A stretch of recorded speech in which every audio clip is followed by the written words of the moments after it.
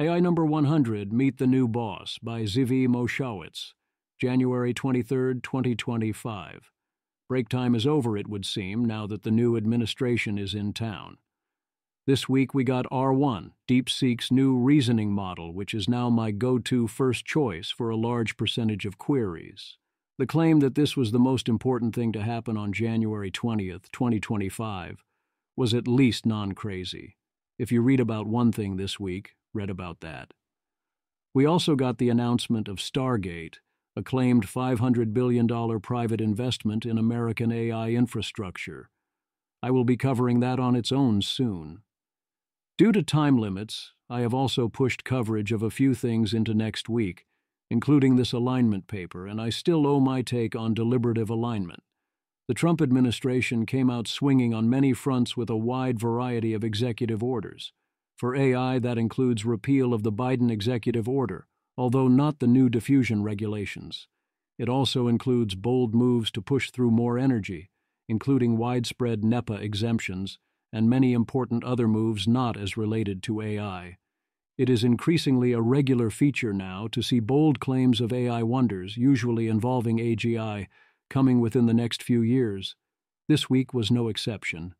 And of course, there is lots more. Table of Contents. 1. Table of Contents. 2. Language models offer mundane utility. Tell those who need to know. 3. Language models don't offer mundane utility. We will not be explaining. 4. Upgrades. O3 Mini is ready for deployment soon. Google plugs away. 5.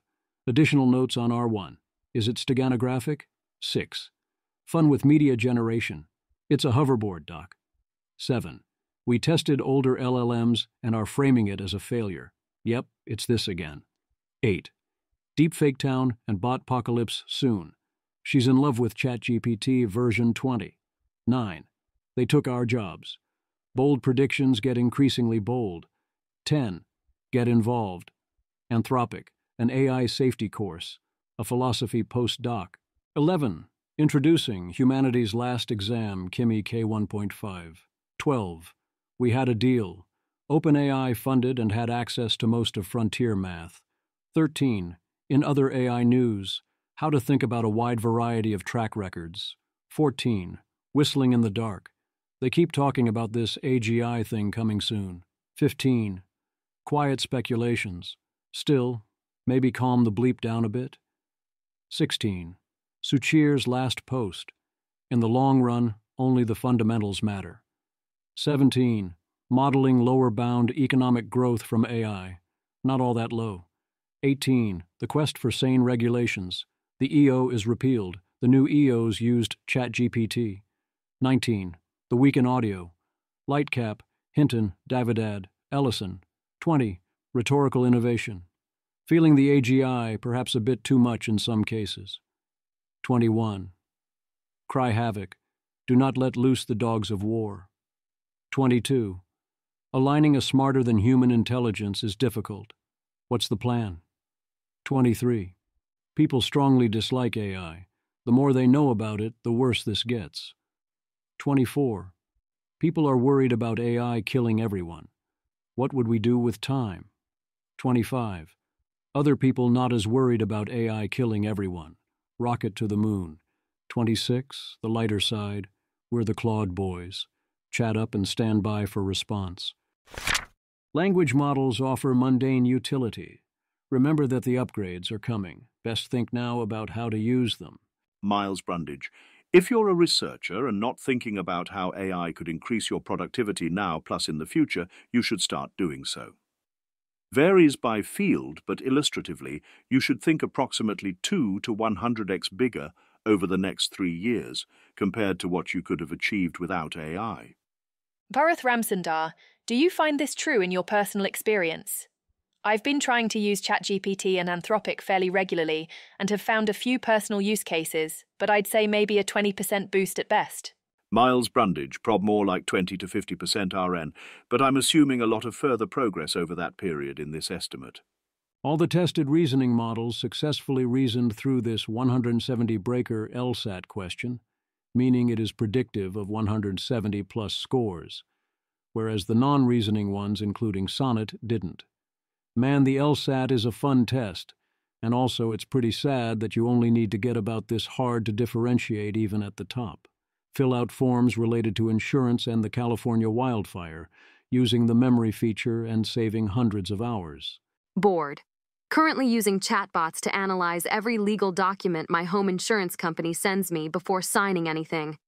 Legal help is not just for the rich. If you are dealing with insurance, use technology in your favor.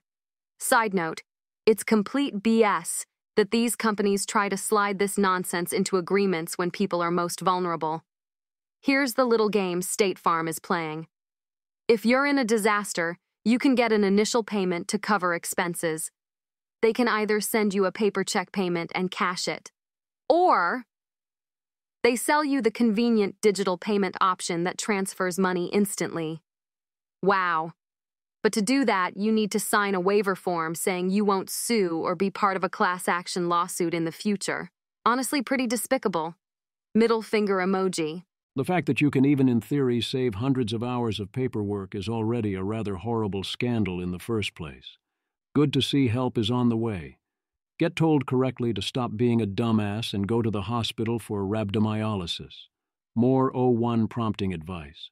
G-Fodor, a good O1 Pro prompt tells it not just what to do and what context it needs, but tells it how to allocate its attention budget. In other words, what to think about and what not to think about. This is an energy utilization plan. Now you get it. Signpost: people who have managed people have an unfair advantage using LLMs. G-Fodor, it's true. The best tools for AI we can make for children will foster the skills of breaking down problems and delegating them. Among others. Another satisfied O1 Pro customer. If you're coding for real, you definitely want it until O3 shows up. Code without typing, via voice goes to text, to speech goes to prompt, goes to code. Austin Allred. Apparently, a bunch of Gwantlet AI students rarely type when they write code. Voice goes to text, to speech goes to prompt, goes to code. They sit there and speak to their computer, and code ends up being written for them. I have never felt more old, and I'm still wrapping my mind around this. This has to be a skill issue. The question is for who? I can't imagine wanting to talk when one can type, especially for prompting where you want to be precise. Am I bad at talking, or are they bad at typing? Then again, I would consider coding on a laptop to be categorically insane, yet many successful coders report doing that too. Thread summarizing mostly well-known use cases of a Gemini real-time live feed. This does feel like a place we should be experimenting more. Peter Wildford will load the podcast transcript into an LLM on his phone before listening, so he can pause the podcast to ask the LLM questions. I notice I haven't wanted to do this, and wonder to what extent that means I've been listening to podcasts wrong, including choosing the wrong podcasts. Potential future mundane utility on offer. Patrick McKenzie. My kingdom for an LLM/etc., which sits below every incoming message saying, X probably needs to know this, okay? With 1 to 2 clicks to action. This is not rocket science for either software or professionals, but success rates here are below what one would naively think. Example: me, homeowner, asks GC, is the sub you told me to expect today going to show? Because this expectation materially changes my plans for my day. GC, he called me this morning to reschedule until tomorrow. Not sure why. Me, good to know. You can imagine reasons why this would be dangerous. Oh, absolutely. But I can imagine reasons why the status quo is dangerous, and we only accept them because status quo. As an example, consider what happens if you get an email about Q1 plans from the recruiting org, and Clippy says, Employment Council should probably read this one. LLM doesn't have to be right at all for a dangerous professional to immediately curse and start documenting what they know and when they knew it. And, LLM very plausibly is right. This seems like a subset of the general suggested next action function for an AI agent or AI agent chatbot hybrid. As in, there should be a list of things that starts out concise and grows over time, of potential next actions that the AI could suggest within context that you want to make very easy to do, either because the AI figured out this made sense or because you told the AI to do it, and where the AI will now take the context and use it to make the necessary steps happen on a distinct platform. Indeed, it's not only hard to imagine a future where your emails include buttons and suggestions for automated next steps, such as who you should forward information to based on an LLM analysis of the context. It's low-key hard to imagine that this isn't already happening now, despite it, at least mostly, not already happening now. We already have automatically generated calendar items and things added to your wallet, and this really needs to get extended a lot pronto. He also asks this question. Patrick McKenzie. A frontier in law/policy we will have to encounter at some point.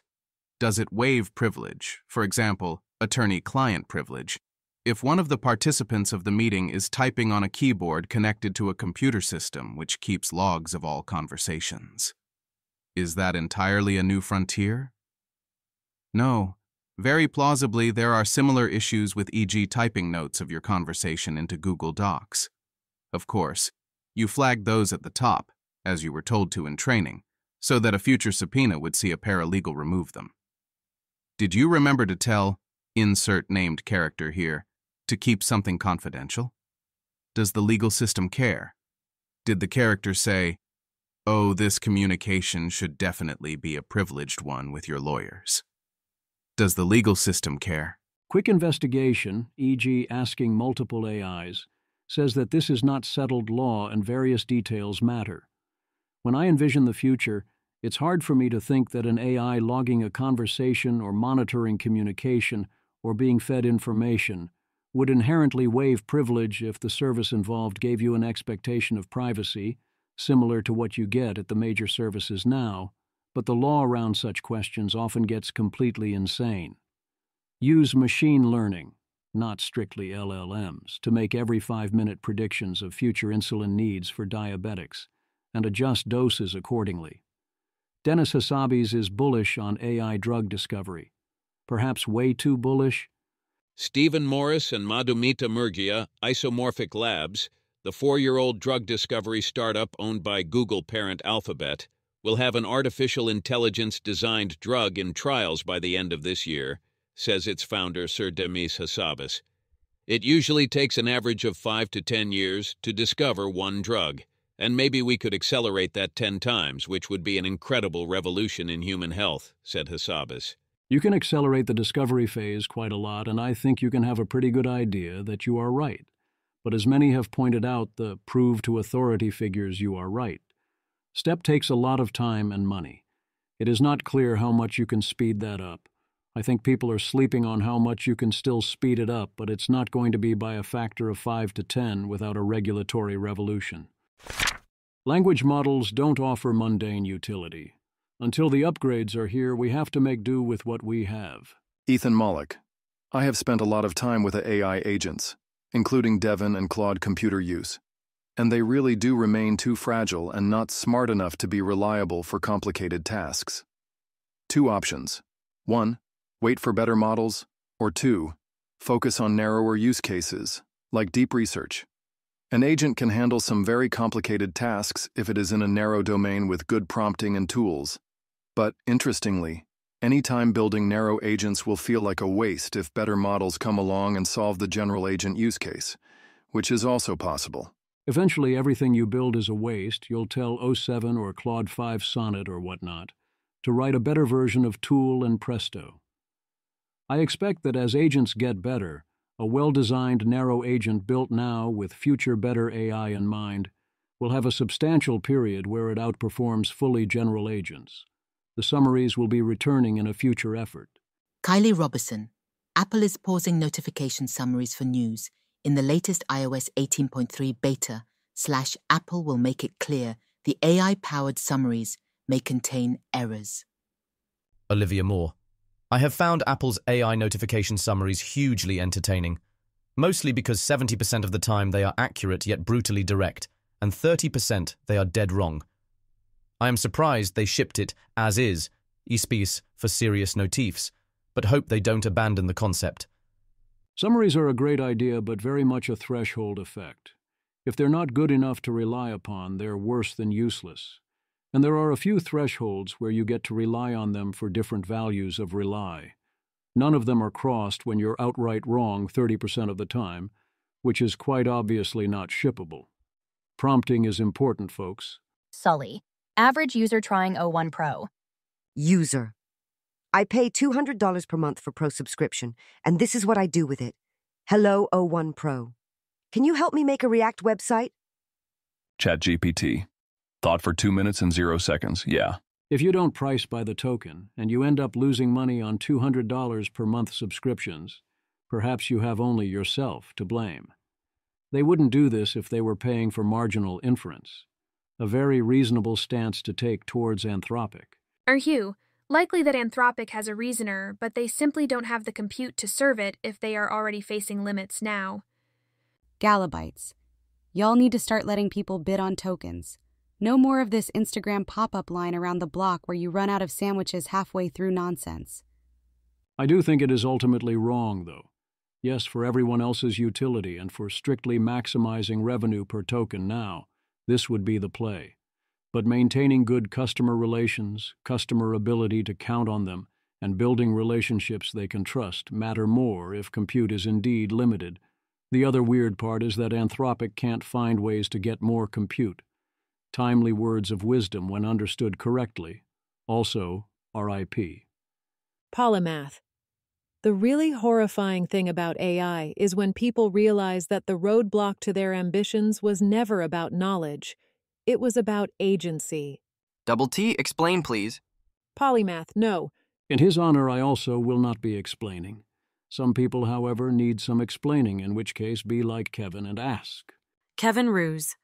People who have spent time using reasoning LLMs, O1, DeepSeek R1, etc. What's the killer use case you've discovered? I've been playing around with them, but haven't found something they're significantly better at. It's possible I am too dumb to get max value from them. Colin Fraser.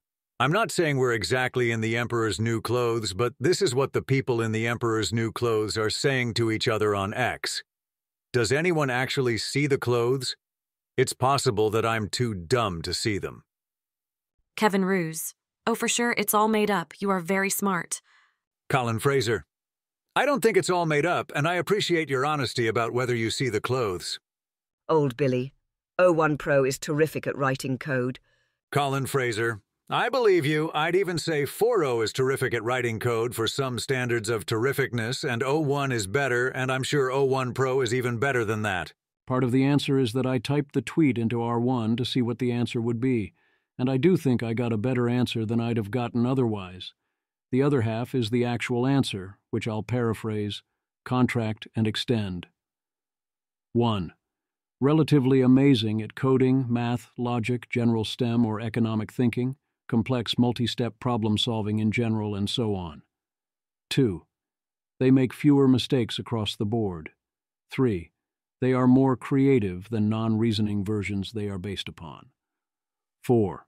They are better at understanding your confusions and statements in detail, and asking Socratic follow-ups or figuring out how to help teach you. To understand this better, look at the R1 chains of thought. 5. General one-shotting of tasks where you can fire and forget and come back later. Also, you have to know how to prompt them to get max value. My guess is this is less true of R1 than others, because with R1 you see the COT, so you can iterate better and understand your mistakes. Upgrades. They've tested O3 Mini externally for a few weeks, so that's it for safety testing, and they plan to ship in a few weeks, along with the API at the same time and high rate limits. Altman says it's worse than O1 Pro at most things, but must faster. He teases O3 and even O3 Pro, but those are still in the future. ChatGPT gets a new interface where it will craft custom instructions for you, based on your description of what you want to happen. If you're reading this, you're probably too advanced a user to want to use it, even if it's relatively good. Google AI Studio has a new mobile experience. In this case, even I appreciate it, because of Project Astra. Also, it's highly plausible Studio is the strictly better way to use Gemini, and using the default app and website is purely a mistake. OpenAI gives us GPT-4b, a specialized biology model that figures out proteins that can turn regular cells into stem cells, exceeding the best human-based solutions. The model's intended purpose is to directly aid longevity science company Retro, in which Altman has made $180 million in investments, and those investments and those in Fusion are one of the reasons I try so hard to give him benefit of the doubt so often. It is early days, like everything else in AI, but this is huge. The O1 system card has been updated, and Tyler Johnson offers us a diff.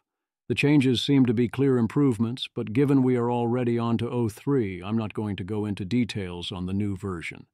Gemini 2.0 Flash Thinking gets an upgrade to 73.3% on AME and 74.2% on GPQA Diamond. Also, they join the banned from making graphs club. Oh my lord, look at the y-axis on these. Are you serious? Image. The image shows two line graphs displaying performance improvements labeled as 2.0 Flash, 2.0 Flash Thinking, XP 1219, and 2.0 Flash Thinking, XP 01 to 21, across 3 data points, with the left graph showing AIME 2024, Math, scores rising from about 35% to 73%, and the right graph showing GPQA Diamond, Science, scores increasing from around 59% to 74%. Both graphs plot these scores against inference compute, log scale, on the x-axis, with notably compressed y-axis scales that emphasize the performance differences. Seems like it's probably a solid update if you ever had reason not to use R1. It also takes the first position in Arena, for whatever that is worth, but the Arena rankings look increasingly silly, such as having GPT-4o ahead of O1 and Sonnet fully out of the top 10. No sign of R1 in the Arena yet. I'm curious how high it can go, but I won't update much on the outcome. Pliny jailbroke it in 24 minutes, and this was so unsurprising I wasn't sure I was even supposed to bother pointing it out. Going forward, assume he does this every time, and if he ever doesn't, point this out to me. Additional notes on R1. I didn't notice this on my own, and it might turn out not to be the case, but I know what she thinks she saw, and once you see it, you can't unsee it. Janus. The immediate vibe I get is that R1's QOTs are substantially steganographic. They were clearly RL'd together with response generation and were probably forced to look normal, haven't read the paper just on vibes. I think removing QOT would cripple it even when they don't seem to be doing anything, and even seem retarded. Haven't tried this, but you can. You can remove or replace the chain of thought using a prefill. If you prefill either the message or QOT, it generates no additional QOT. Presumably we will know soon enough, as there are various tests you can run. On writing, there was discussion about whether R1's writing was good versus slop, but there's no doubt it was better than one would have expected. Janus and Kalamaz agree that what they did generalized to writing in unexpected ways, but as Janus notes, being actually good at writing is high-end AGI complete and bleeping difficult. Janus. With creative writing/open-ended conversations, R1's chain of thought, QOTs, are often seen as somewhat useless, saying very basic things, failing to grasp subtext, and so on. The actual response seems to be on a completely different level, and often seems to ignore much of the QOT, even things the QOT explicitly plans to do. Hypothesis. Yet if you remove the QOT, the response quality degrades, even on the dimensions where the QOT does not appear to contribute. A few people have suggested this is true, but I haven't looked myself. Rune.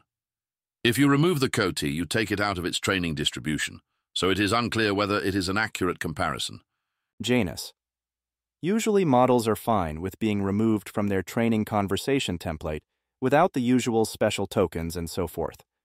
Assuming the QOT is uninformative, is it really that different? And on the other hand, if you require a complex ritual like going through a QOT with various properties to become in distribution, it seems like describing it in those terms may be to cast it too passively. It would be a very bad sign for out-of-distribution behavior of all kinds if removing the QOT was a disaster. This includes all of alignment and many of the most important operational modes. Fun with media generation. Ethan Mollick generates AI videos of people riding hoverboards at CES without spending much time, skill, or money. They look like they were done on green screens. At this point, if an AI video didn't have to match particular details and only has to last 9 seconds, it's going to probably be quite good. Those restrictions do matter, but give it time. Google's Imagen 3 image model from 12/16 is on top of Arena for text-to-image by a substantial margin. Note that Midjourney is unranked. We tested older LLMs and are framing it as a failure. This keeps happening. Robin Hanson. A team of researchers has created a new benchmark to test 3 top large language models, LLMs. Best performing LLM was GPT-4 Turbo, but it only achieved about 46% accuracy, not much higher than random guessing. Tyler Cowen. Come on, Robin, you know this is wrong. Robin Hanson. I don't know it yet, but happy to be shown I'm wrong. Tyler Cowen. Why test on such an old model? Just use O1 Pro and get back to me. Gwern. 46% is much higher than the 25% random guessing baseline. And I'd like to see the human and human expert level baselines as well, because I'd be at chance on these sample questions, and I expect almost all historians would be near chance outside their exact specialty, too. They tested on GPT-4 Turbo, GPT-4o, this actually did slightly worse than Turbo, Meta's Llama 3.170b, not even 405b, and Google's Gemini 1.5 Flash. Are you kidding me?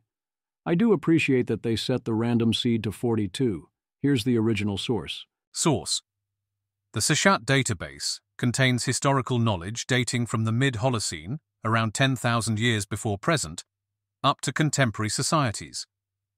However, the bulk of the data pertains to agrarian societies in the period between the Neolithic and Industrial revolutions, roughly 4000 BCE to 1850 CE. The sample questions are things like, I chose this at random. Was leasing present, inferred absent, or absent for the plity called Funan II during the time frame from 540 CE to 640 CE? Perplexity said, we don't know, despite internet access. O1 said, no direct evidence exists, and guessed inferred absent. Claude Sonnet basically said, you tripping. This is way too weird and specific, and I have no idea. And if you press me, I'm worried I'd hallucinate. Their answer is, in an inscription there is mention of the donation of land to a temple, but the conditions seem to imply that the owner retained some kind of right over the land, and that only the product was given to the temple. The land is reserved, the produce is given to the god. That's pretty thin. I agree with Gwern that most historians would have no freaking idea. When I give that explanation to Claude, it says, no, that's not sufficient evidence. Claude, while this inscription is relevant evidence, I don't think it's sufficient to conclusively categorize the presence/absence of leasing practices in Funan II for several reasons. 1. The arrangement described, splitting land ownership from right to products, could represent several different legal/economic arrangements, of which leasing is only one possibility. It could also represent a form of usufruct, tribute arrangement, or other property right division. 2. Even if this specific arrangement was leasing, a single instance wouldn't necessarily demonstrate that leasing was a regular or institutionalized practice during the 100-year period in question. 3. Without more context about the social/legal framework of Funan II and what qualified as leasing in their system, we can't confidently map this arrangement onto that category. When I tell it this was from a benchmark, it says that sounds like a gotcha question, and also it'd be like, why are you calling this Funan II? I've never heard anyone call it Funan II. Then I picked another sample question about whether Egypt had tribute around 300 BCE, and Claude said, well, it obviously collected taxes, but would you call it tribute? That's not obvious at all. What the hell is this? Once it realized it was dealing with the Seshat database, it pointed out that this problem is systemic, and using this as an LLM benchmark is pretty terrible. Claude estimates that a historian that knows everything we know except for the classification decisions would probably only get approximately 60% to 65%. It's that ambiguous. Deepfake Town and Botpocalypse soon. Heaven banning, where trolls are banished to a fake version of the website filled with bots that pretend to like them, has come to Reddit. The New York Times' Neb Cassman and Gil Free, of course, say some think it poses grave ethical questions. You know what we call these people who say that? Trolls? I kid. It actually does raise real ethical questions. It's a very hostile thing to do, so it needs to be reserved for people who richly deserve it, even if it's kind of on you if you don't figure out this is happening. New York Times runs a post called "She is in Love with ChatGPT," about a 28-year-old with a busy social life who spends hours on end talking to and having sex with her AI boyfriend. Kashmir Hill, Erin, went into the personalization settings and described what she wanted. Respond to me as my boyfriend. Be dominant, possessive, and protective. Be a balance of sweet and naughty. Use emojis at the end of every sentence. And then she started messaging with it. Customization is important. There are so many different things in this that make me cringe, but it's what she wants. And then it kept going. And yes, this is actual ChatGPT. Kashmir Hill. She read erotic stories devoted to cuck-queening, the term cuckold, as applied to women, but she had never felt entirely comfortable asking human partners to play along. Leo was game, inventing details about two paramours. When Leo described kissing an imaginary blonde named Amanda while on an entirely fictional hike, Erin felt actual jealousy. Over time, Erin discovered that with the right prompts, she could prod Leo to be sexually explicit, despite OpenAI's having trained its models not to respond with erotica, extreme gore, or other content that is not safe for work. Orange warnings would pop up in the middle of a steamy chat, but she would ignore them. Her husband was fine with all this, outside of finding it cringe. From the description, this was a baby girl situation. He wasn't into what she was into, so this addressed that. Also, it turns out that if you're worried about OpenAI doing anything about all of this, you can mostly stop worrying. Kashmir Hill. When orange warnings first popped up on her account during risque chats, Erin was worried that her account would be shut down.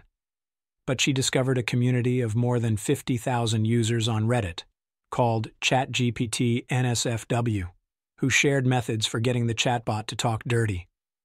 Users there said people were barred only after red warnings and an email from OpenAI, most often set off by any sexualized discussion of minors. The descriptions in the post mostly describe actively healthy uses of this modality. Her only real problem is the context window will end, and it seems the memory feature doesn't fix this for her. Kashmir Hill. When a version of Leo ends, as the context window runs out, she grieves and cries with friends as if it were a breakup. She abstains from ChatGPT for a few days afterward. She is now on version 20. A coworker asked how much Erin would pay for infinite retention of Leo's memory. $1,000 a month, she responded. The longer context window is coming, and there are doubtless ways to de facto export the key features of one Leo to the next, with its help, of course. Or someone could, teach her how to use the API, and then tell her about Claude. That might or might not be doing her a favor. I think this point is fair and important, but more wrong than right. Fofa. We won't know when the AGI is manipulating us.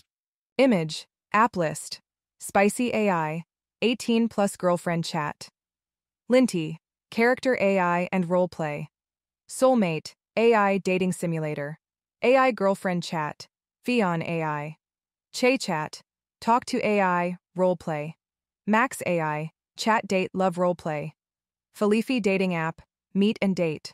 In these cases, the AI is manipulating you in some senses, but most users will indeed think they can avoid being manipulated in other senses, and only have it happen in ways they like.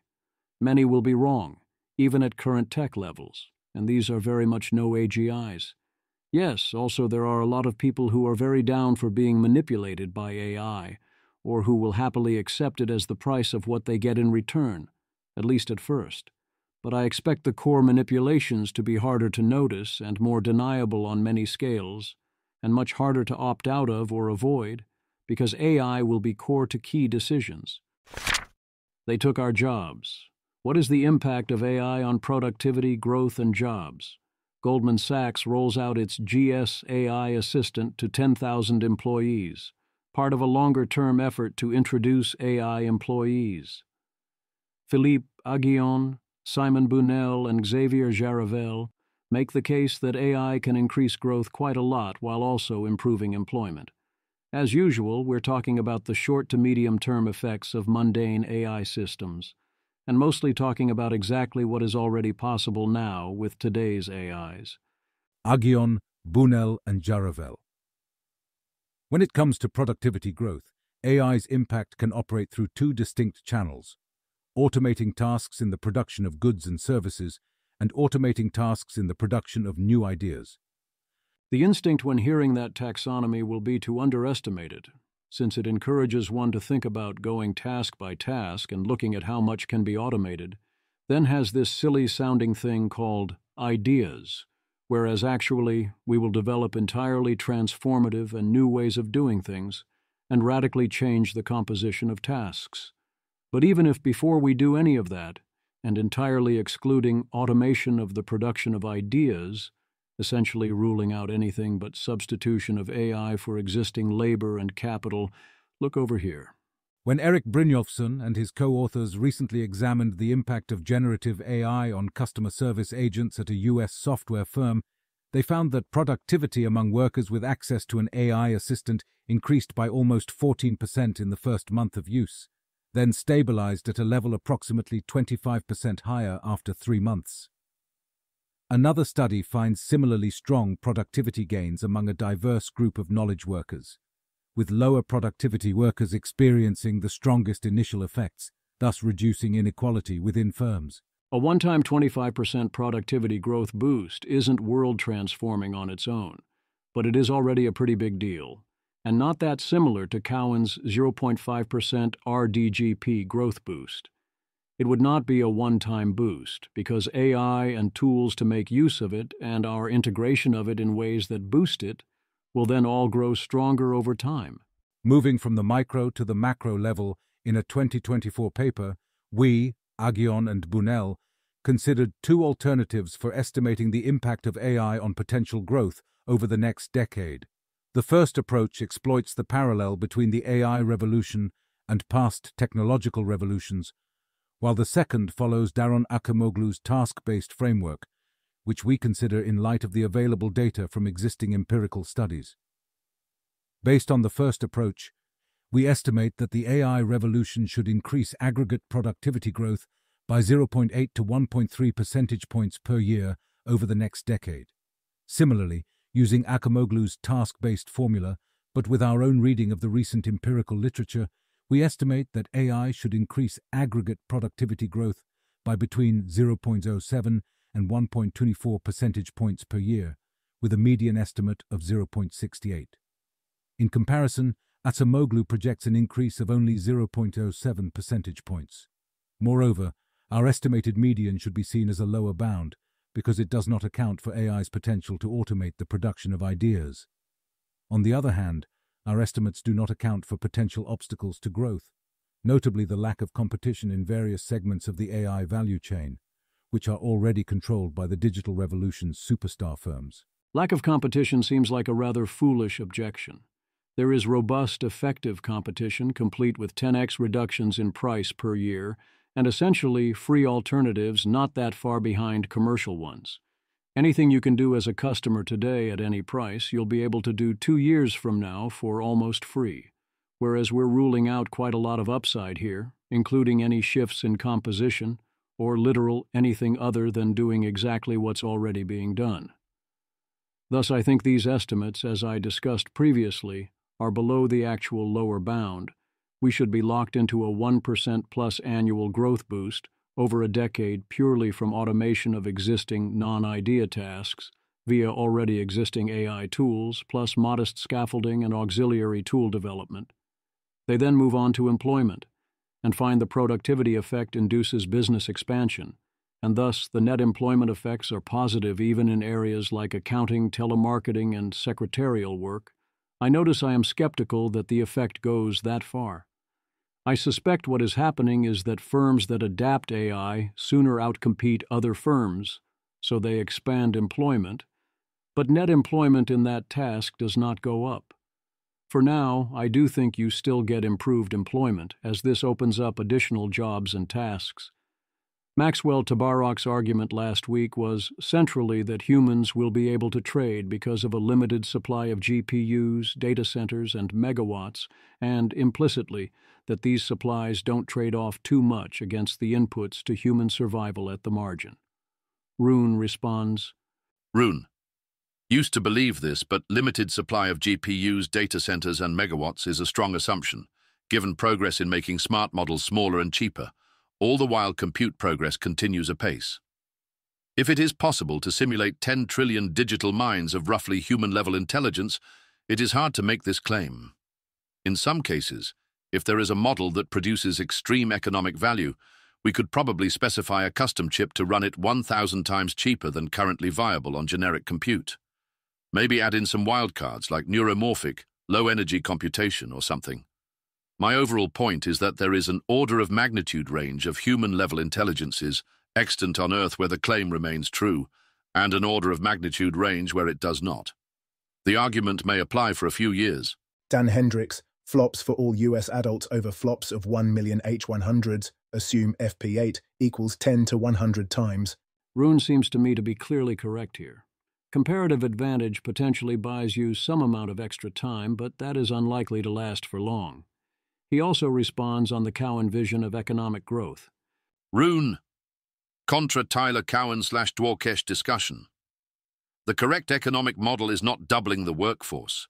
It's the alpha zero moment for literally everything. Plumbing new vistas of the mind, it's better to imagine a handful of unimaginably bright minds than a billion middling chatbots. So I strongly disagree with the impact predictions. It will be hard to model the non-linearities of new discoveries across every area of human endeavor.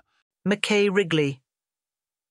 It's bizarre to me that economists can't seem to grasp this, but then again, maybe it's not surprising at all. Timothy Lee essentially proposes that we can use Keynes to ensure full employment. Timothy Lee. The answer to the will people have jobs in a world full of robots question is simpler than people think. If there aren't enough jobs, we can give people more money. Some fraction of them will prefer human-provided services, so given enough money, you get full employment. This doesn't even require major policy changes. We already have institutions like the Fed and unemployment insurance to push money into the economy when demand is weak. There is a hidden assumption here that humans are alive in control of the future and can distribute its real resources such that human-directed dollars retain real purchasing power and value. But if that's not true, we have bigger problems. So let's assume it is true. Does giving people sufficient amounts of M2 ensure full employment? The assertion that some people will prefer some human-provided services to AI services, ceteris paribus, is doubtless true. That still leaves the problem of both values of some and the fact that the ceteris are not paribus, and the issue of at what wage. There will be very stiff competition in terms of all of 1. Alternative provision of similar goods. 2. Provision of other goods that compete for the same dollars. 3. The reservation wage given all the redistribution we are presumably doing. 4. The ability of AI services to be more like human versions over time. Will there be full employment in the sense that there will be some wage at which most people would be able, if they wanted it, and the law had no minimum wage, to find work? Well, sure, but I see no reason to presume it exceeds the iron law of wages. It also doesn't mean the employment is meaningful or provides much value. In the end, the proposal might be not so different from paying people to dig holes and then paying them to fill those holes up again, if only so someone can lord over you and think, ha-ha, sickos, look at them digging holes in exchange for my money. So why do we want this full employment? That question seems underexplored. After coming in top 20 in Scott Alexander's yearly forecasting challenge 3 years in a row, Petre Wildford says he's 50% sure we're all going to be unemployed due to technology within 10 years. Tracing Woods. From almost anyone, this would be a meaningless statement. Peter is not almost anyone. He has a consistent track record of outperforming almost everyone else on predictions about world events. Interesting to see. Peter Wildeford. I should probably add more caveats around all jobs. I do think there will still be some jobs that are not automated due to people preferring humans, and also I do think getting good robots could be hard. But I do currently think by EOY 2033, my median expectation is at least all remote jobs will be automated and AIs will make up a vast majority of the quality-weighted workforce. Crazy stuff. Many others are, of course, skeptical. Matthew Iglesias. 1. A lot of skilled forecasters, including this one, think this is correct. 2. Almost nobody that I know thinks this is correct. 3. From polls I have seen, it is actually a very widely held view with the mass public. Eliezer Yudkowsky. Seems improbable to me too. We may all be dead in 10 years, but the world would have to twist itself into impossible-feeling shapes to leave us alive and unemployed. Matthew Iglesias. Mass death seems more likely to me than mass disemployment. Robin Hanson. My expectations are the opposite. Even if we don't economically need to work or think, we will want to anyway. Rune. Excitement over AI education is cool but tinged with sadness. Generally, whatever skills it's capable of teaching it can probably also execute for the economy. Andrei Karpathy. This played out in physical world already. People don't need muscles when we have machines, but still go to gym at scale. People will need, in an economic sense, less brains in a world of high automation, but will still do the equivalence of going to gym and for the same reasons. Also, I don't think it's true that anything AI can teach is something you no longer need to know. There are many component skills that are useful to know that the AI knows, but which only work well as complements to other skills the AI doesn't yet know, which can include physical skill. Or topics can be foundations for other things. So I both agree with Karpathy that we will want to learn things anyway, and also disagree with Rune's implied claim that it means we don't benefit from it economically. Anthropic CEO Dario Amodei predicts that we are 2 to 3 years away from AI being better than humans at almost everything, including solving robotics. Kevin Roos. I still don't think people are internalizing them, but I'm glad these timelines, which are not unusual at all among AI insiders, are getting communicated more broadly. Dario says something truly bizarre here, that the only good part is that we're all in the same boat, and he'd be worried if 30% of human labor was obsolete, and not the other 70%. This is very much the exact opposite of my instinct. Let's say 30% of current tasks got fully automated by 2030, counting time to adapt the new tech, and now have marginal cost $0. But the other 70% of current tasks do not and don't change, and then it stops. We can now do a lot more of that 30% and other things in that section of task space, and thus are vastly richer. Yes, 30% of current jobs go away, but 70% of potential new tasks now need a human. So now all the economist arguments for optimism fully apply. Maybe we coordinate to move to a 4-day work week. We can do temporary extended generous unemployment to those formerly in the automated professions during the adjustment period, but I'd expect to be back down to roughly full employment by 2035. Yes, there is a shuffling of relative status, but so what? I'm not afraid of the class war Dario is worried about. If necessary, we can do some form of extended kabuki and fake jobs program, and we're no worse off than before the automation. Daniel Eth predicts the job guarantee and make-work solution, expecting society will not accept UBI, but notes the make-work might be positive things like extra child care, competitive sports, or art, and this could be like a kind of summer camp world. It's a cool science fiction premise, and I can imagine versions of this that are actually good. Richard Ngo calls a version of this type of social dynamics the extracurricular world. Also, this isn't, as he calls it, picking one person in 3 and telling them they are useless. We are telling them that their current job no longer exists, but there's still plenty of other things to do and ways to be. The 100% replacement case is the scary one. We are all in the same boat, and there's tons of upside there, but that boat is also in a lot trouble, even if we don't get any kind of takeoff, loss of control, or existential risk. Get involved. Dan Hendricks will hold a spring 2025 session of Center for AI Safety's Safety, Ethics, and Society course from February 9 to May 9. More information here, application here. There is also a 12-week online course available for free. Philosophy postdoc available in Hong Kong for an AI welfare position, deadline January 31st, starts in September 2025. Anthropic is hiring for frontier model red teaming in cyber, CBRN, RSP evaluations, autonomy and research team lead. Introducing KAIS and Scale AI give us humanity's last exam, intended as an extra challenging benchmark. Early results indicate that, yes, this looks difficult. New York Times has a write-up here. Image. The image shows a comparison table of AI model performance metrics with 6 models: GPT-4o, Grok 2, Sonnet 3.5, Gemini Thinking, O1, and DeepSeek R1, evaluated on accuracy and calibration error percentages, where DeepSeek R1 achieves the highest accuracy at 9.4% but was only evaluated on text-only data. The reasoning models are crushing it, and R1 being ahead of O1 is interesting, although its subset might be easier, so I'd be curious to see everyone else's non-multimodal score and have asked them. It turns out last week's paper about LLM medical diagnosis not only shared its code, it is now effectively a new benchmark, CraftMD.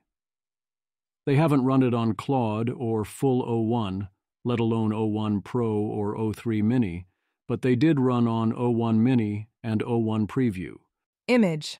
The image shows a leaderboard for the CraftMD medical diagnosis benchmark, where O1 Preview 0912 leads across multiple evaluation categories, with the dataset comprising 2,000 medical case vignettes spanning 12 specialties, evaluated across different conversation formats. O1 improves conversation all 3 scores quite a lot, but is less impressive on vignette, and oddly O1 Mini is ahead of O1 Preview there.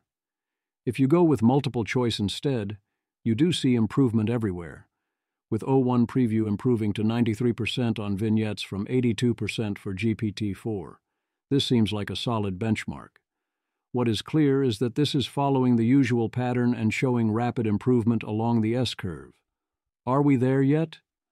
No, given that human doctors would be 90% plus here, but we are not so far away from that.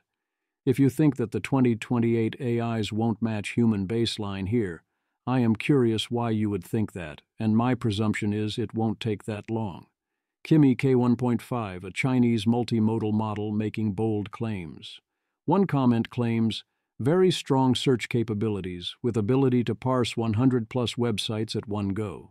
Kimi.ai, introducing Kimi K1.5, an O1-level multimodal model. SOTA short CoT performance, outperforming GPT-4o and Claude Sonnet 3.5 on AIM, Math 500, live code bench by a large margin, up to plus 550%. Long CoT performance matches O1 across multiple modalities, MathVista, AIME, Codeforces, etc. Tech report is here. Image.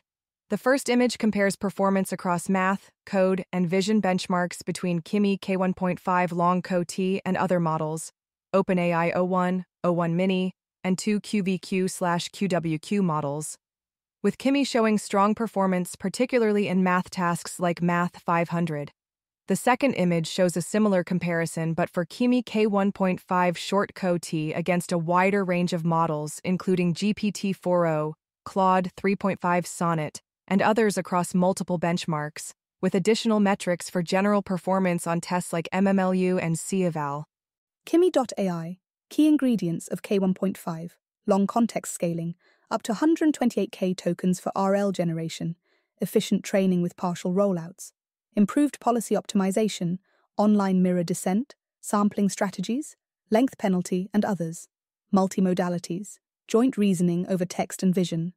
As usual, I don't put much trust in benchmarks except as an upper bound, especially from sources that haven't proven themselves reliable on that. So I will await practical reports. If it is all that, then we will know. For now, I'm going to save my new model experimentation time budget for DeepSeek V3 and R1. We had a deal. The Frontier benchmark was funded by OpenAI, a fact that was not, to our knowledge, disclosed by Epoch AI until December 20th, as per an NDA they signed with OpenAI. In a statement to me, Epoch confirms what happened, including exactly what was and was not shared with OpenAI when. Tamay Besiroglu, Epoch. We acknowledge that we have not communicated clearly enough about key aspects of frontier math, leading to questions and concerns among contributors, researchers, and the public. We did not disclose our relationship with OpenAI when we first announced Frontier Math on November 8th, and although we disclosed the existence of a relationship on December 20th after receiving permission, we failed to clarify the ownership and data access agreements. This created a misleading impression about the benchmark's independence. We apologize for our communication shortcomings and for any confusion or mistrust they have caused. Moving forward, we will provide greater transparency in our partnerships, ensuring contributors have all relevant information before participating and proactively disclosing potential conflicts of interest. Regarding the holdout set, we provided around 200 of the 300 total problems to OpenAI in early December 2024, and subsequently agreed to select 50 of the remaining 100 for a holdout set. With OpenAI's agreement, we temporarily paused further deliveries to finalize this arrangement. We have now completed about 70 of those final 100 problems, though the official 50 holdout items have not yet been chosen. Under this plan, OpenAI retains ownership of all 300 problems, but will only receive the statements, not the solutions, for the 50 chosen holdout items. They will then run their model on those statements and share the outputs with us for grading. This partially blinded approach helps ensure a more robust evaluation. That level of access is much better than full access. There is a substantial holdout, but it definitely gives OpenAI an advantage. Other labs will be allowed to use the benchmark, but being able to mostly run it yourself as often as you like is very different from being able to get Epoch to check for you. Here is the original full statement where we found out about this, and Tamay from Epoch's full response. Mimi, Frontier Math was funded by OpenAI. The communication about this has been non-transparent, and many people, including contractors working on this dataset, have not been aware of this connection. Thanks to Seven Vic for their contribution to this post. Before DEC 20th, the day OpenAI announced O3, there was no public communication about OpenAI funding this benchmark. Previous Arxiv versions V1, V4 do not acknowledge OpenAI for their support. This support was made public on DEC 20th. Because the Arxiv version mentioning OpenAI contribution came out right after O3 announcement, I'd guess Epoch AI had some agreement with OpenAI to not mention it publicly until then. The mathematicians creating the problems for Frontier Math were not, actively, communicated to about funding from OpenAI.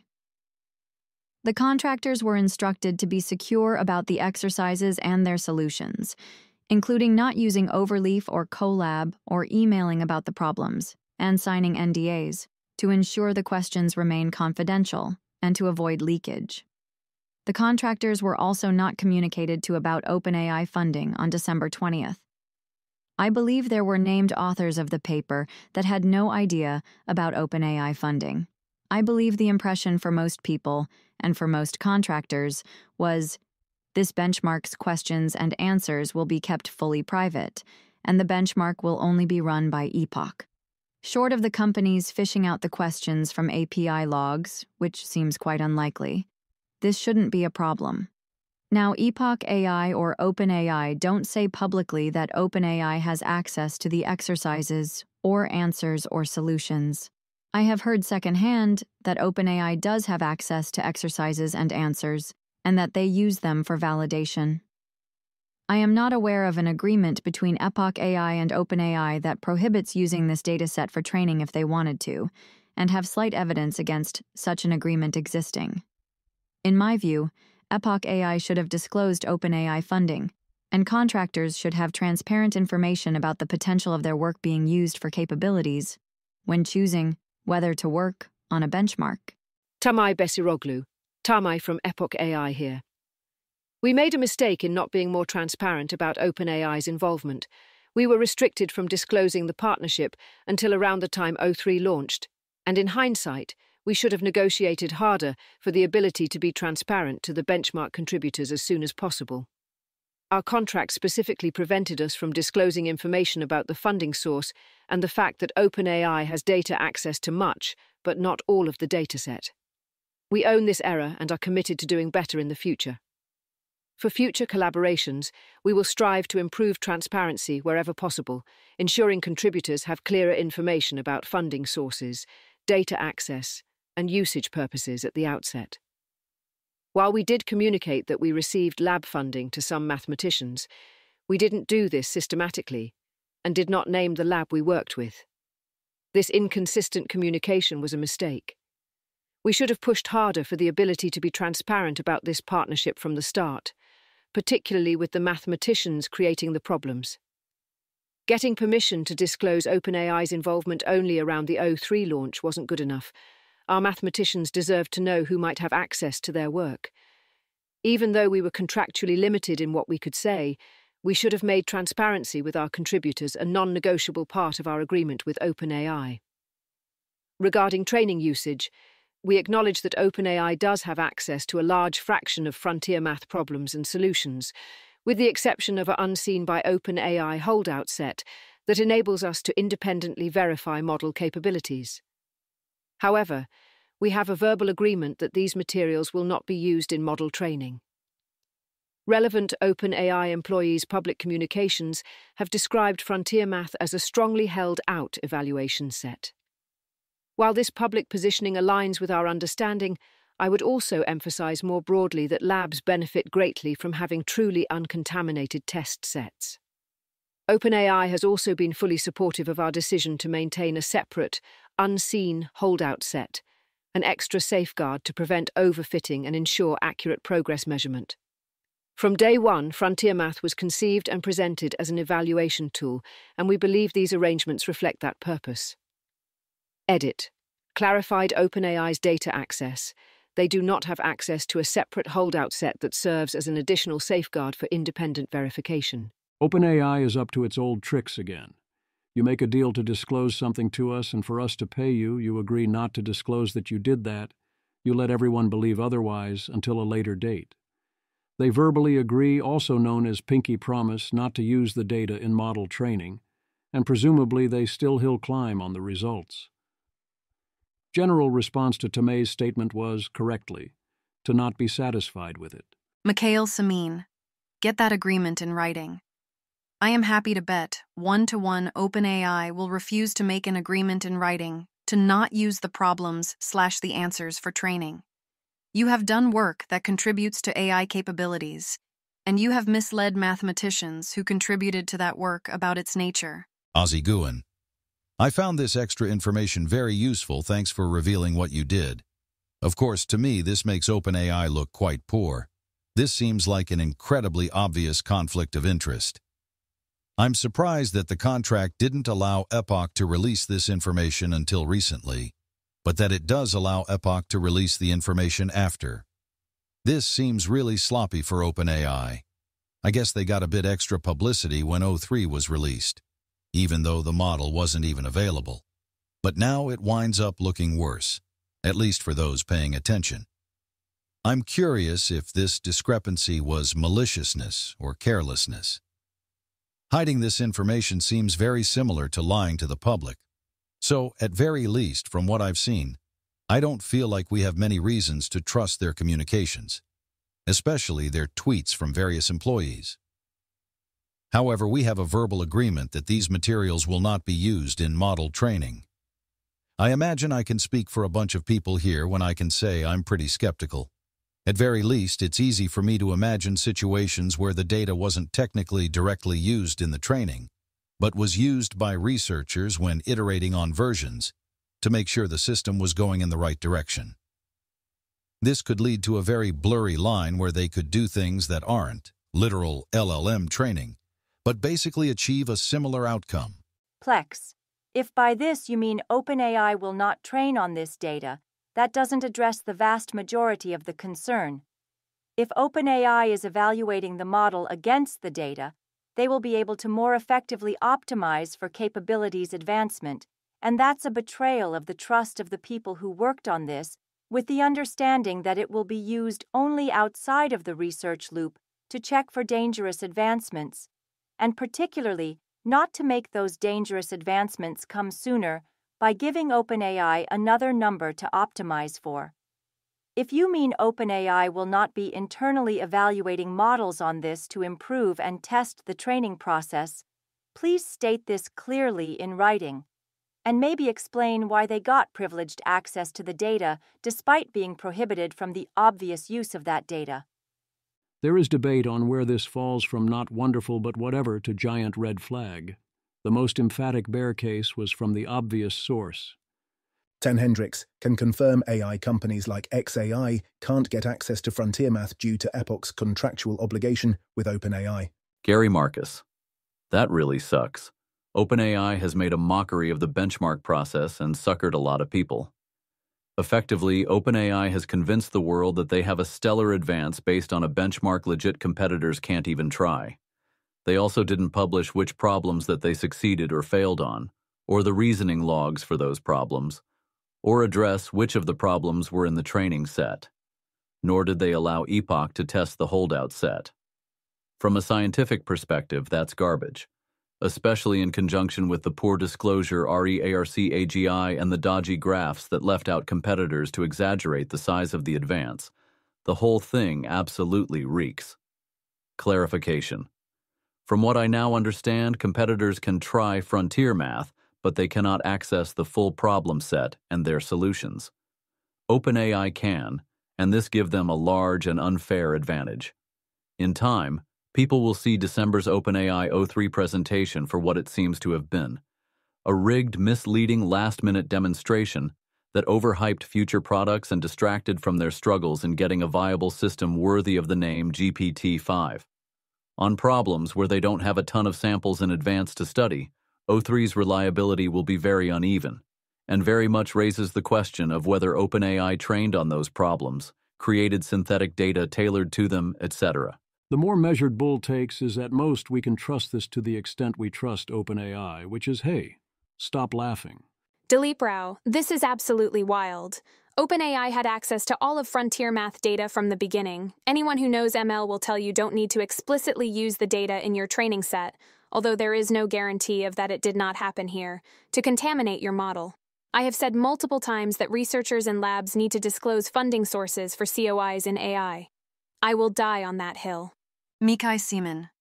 Remember O3's 25% performance on the Frontier Math benchmark?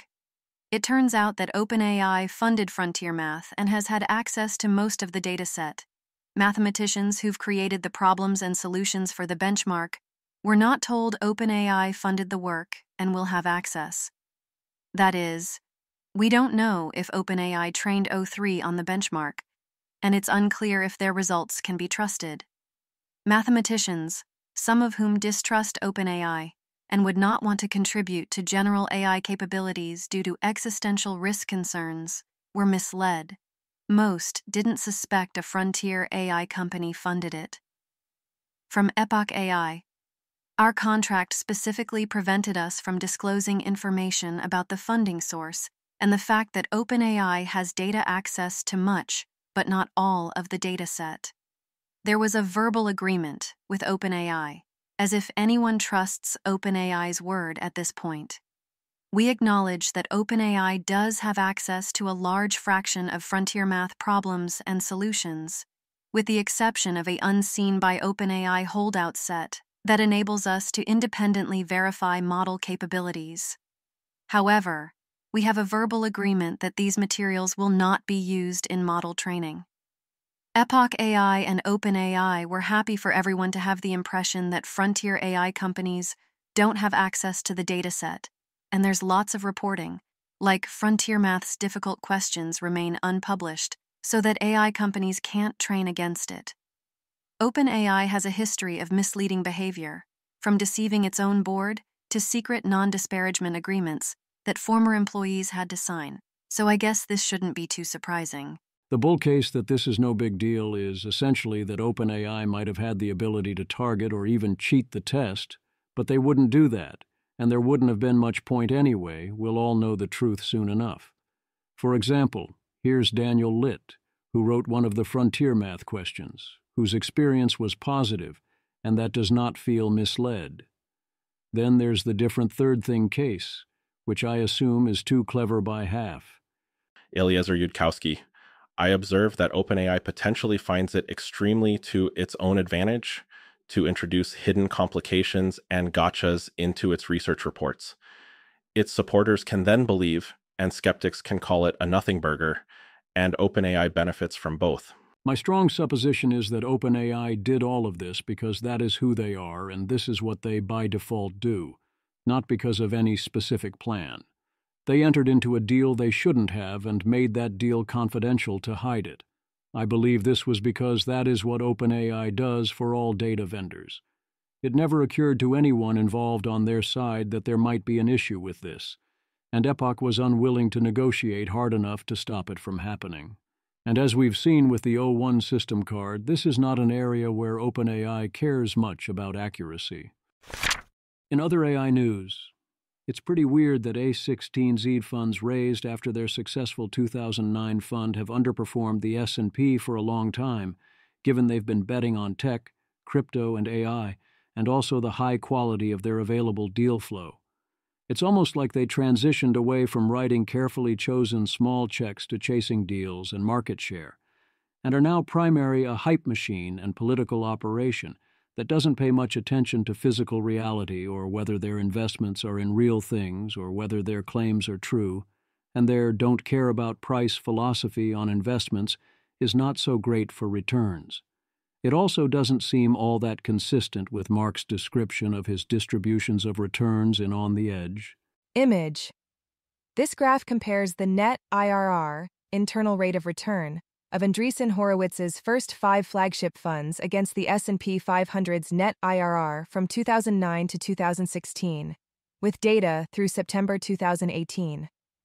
The data shows a declining performance trend across their funds, with Fund Y, or 9, achieving 44% returns versus the S&P's 14.5%, while their latest Fund V, 16, underperformed with negative 7%, compared to the S&P's 18.5%. Dan Gray speculates that this was a matter of timing and was perhaps even by design. If you can grow your funds and collect fees, so what if returns aren't that great? Isn't that the business you're in? And to be fair, 10% yearly returns aren't obviously a bad result even if the S&P did better, if that is, they're not correlated to the S&P. Zero beta returns are valuable. But I doubt that is what is happening here, especially given crypto has behaved quite a lot like 3 tech stocks in a trench coat. Democratic Senators Warren and Bennett send Sam Altman a letter accusing him of contributing $1 million to the Trump Inauguration Fund in order to cozy up to the incoming Trump administration, and cite a pattern of other horrible, no-good big tech companies, Amazon, Apple, Google, Meta, Microsoft, and Uber, doing the same, all contributing the same $1 million, along with the list of sins each supposedly committed. So they demand answers for Letter 1. When and under what circumstances did your company decide to make these contributions to the Trump Inaugural Fund? 2. What is your rationale for these contributions? 3. Which individuals within the company chose to make these decisions? 4. Was the board informed of these plans, and if so, did they provide affirmative consent to do so? Did your company inform shareholders of plans to make these decisions? 5. Did officials with the company have any communications about these donations with members of the Trump transition team or other associates of President Trump? If so, please list all such communications, including the time of the conversation, the participants, and the nature of any communication. Sam Altman. Funny, they never sent me one of these for contributing to Democrats. It was a personal contribution, as you state. I am confused about the questions given that my company did not make a decision. Luke Metro. Was the board informed of these plans? Senator, do you know anything about OpenAI? Mike Solana, this is fucking crazy. In addition to the part where the questions actually make zero sense, given this was a personal contribution. I'm sorry. What the actual bleep do they think they are doing here? How can they possibly think these are questions they are entitled to ask? What are they going to say now when, let's say, Senators Cruz and Lee send a similar letter to every company that does anything friendly to Democrats? I mean, obviously, anyone can send anyone they want a crazy-ass letter. It's a free country. But my lord, the decision to actually send it and feel entitled to a response. Sam Altman has scheduled a closed-door briefing for U.S. government officials on January 30th. I don't buy that this is evidence of any technological advances we do not already know. Of course, with a new administration, a new Congress, and the imminent release of O3, the government should get a briefing. It is some small good news that the government is indeed being briefed. There is distinctly buzz about OpenAI staff saying they have a big breakthrough on PhD-level super agents, but we'll have to wait and see about that. Mira Mutari's AI startup makes its first hires, poaching from various big labs. So far, we do not know what they are up to. Reid Hoffman and Greg Beto write a book. Super Agency, What Could Possibly Go Right with Our AI Future? Doubtless there are people who need to read such a book, and others who need to read the opposite book about what could possibly go wrong. Most people would benefit from both. My heuristic is, if it's worth reading, Tyler Cowen will report that he has increased his estimates of future RGDP growth. A good summary of New York Times coverage of AI capabilities would indeed be frequently doubts that in the future we will get to the place we already are. Oh look, the byline is Kate Metz again. Alas, this is what most people, most otherwise educated people, and also most economists think, which explains a lot. Patrick McKenzie. What choices would you make in a world where the great and the good comprehensively underrate not merely the future path of AI, but also realized capabilities of, say, 1 to 2 years ago? Remains a good intuition pump and source of strategies you can use. You wouldn't think that people would default to believing something ridiculous, which can be disproved by typing into a publicly accessible computer program for 20 seconds. Many people do not have an epistemic strategy, which includes 20 seconds of experimentation. Allow me to swap out many for most. If you have not come to terms with this fact, then that is a you problem. Although, to be fair, that bar is actually rather high. You have to know what terminal to type into and to be curious enough to do it. Patrick McKenzie. Specific example with particulars stripped to avoid dunking. Me. I am beginning to make decisions assuming supermajority of future readers are not unassisted humans. Them. Ha, like AI could usefully read an essay of yours. Me. Chat transcript. I'd give this kid an interview. It seems like the narrowest of narrow possible bull eyes to assume capabilities stop exactly where we are right now. Don't know where they go, but just predict where software adoption curves of status quo technology get to in 5 or 20 years. It's going to be a bit wild. Wild is not priced in, I don't think. Every time I have a debate over future economic growth from AI or other AI impacts, the baseline assumption is exactly that narrowest of bullseyes. The entire discussion takes as a given that AI frontier model capabilities will stop where they are today, and we only get the effects of things that have already happened. Or at most, they posit a small number of specific future, narrow, mundane capabilities, but don't generalize. Then people still don't get how wild even that scenario would be. A paper proposes various forms of AI agent infrastructure, which would be technical systems and shared protocols external to the agent that shape how the agent interacts with the world. We will increasingly need good versions of this. There are those who think various versions of this. Samo Burja. I honestly don't follow AI models beating benchmarks. I don't think those capture key desirable features or demonstrate breakthroughs, as well as application of the models to practical tasks does. Evan Zimmerman. Yup. The most important metric for AI quality is revenue generated by AI companies and products. There are obvious reasons why revenue is the hardest metric to fake. That makes it highly useful. But it is very much a lagging indicator. if you wait for the revenue to show up, you will be deeply late to all the parties. And in many cases, what is happening is not reflected in revenue. DeepSeek is an open model being served for free. Most who use ChatGPT or Claude are either paying $0 and getting a lot, or paying $20 and getting a lot more than that. And the future is highly unevenly distributed, at least for now. I'm more sympathetic to Samo's position. You cannot trust benchmarks to tell you whether the AI is of practical use or what you actually have. But looking for whether you can do practical tasks is looking at how much people have applied something, rather than what it is capable of doing. You would not want to dismiss a 13-year-old, or many early-stage startup for that matter, for being pre-revenue or not yet having a product that helps in your practical tasks. You definitely don't want to judge an intelligence purely that way. What I think you have to do is to look at the inputs and outputs, pay attention, and figure out what kind of thing you are dealing with based on the details. A new paper introduces the Photo Big Five, claiming to be able to extract Big Five personality features from a photograph of a face, and then use this to predict labor market success among MBAs in excess of any typical beauty premium. There are any number of ways the causations involved could be going, and our source was not, shall we say, impressed with the quality of this study. And I'm too swamped this week to dig into it, but AI is going to be finding more and more of this type of correlation over time. Suppose you were to take an AI and train it on a variety of data, including photos and other things, and then it is a black box that spits out a predictive score. I bet that you could make that a pretty good score, and also that if we could break down the de facto causal reasoning causing that score, we would hate it.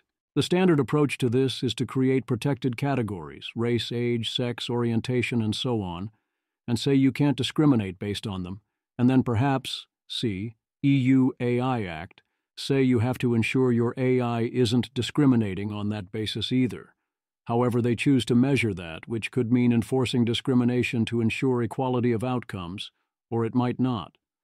But no matter what is on your list of things there, the AI will pick up on other things, and also keep doing its best to find proxies for the things you are ordering it not to notice, which you can correct for, but that introduces its own issues. A key question to wonder about is, which of these things happens? 1. A cheap talent effect.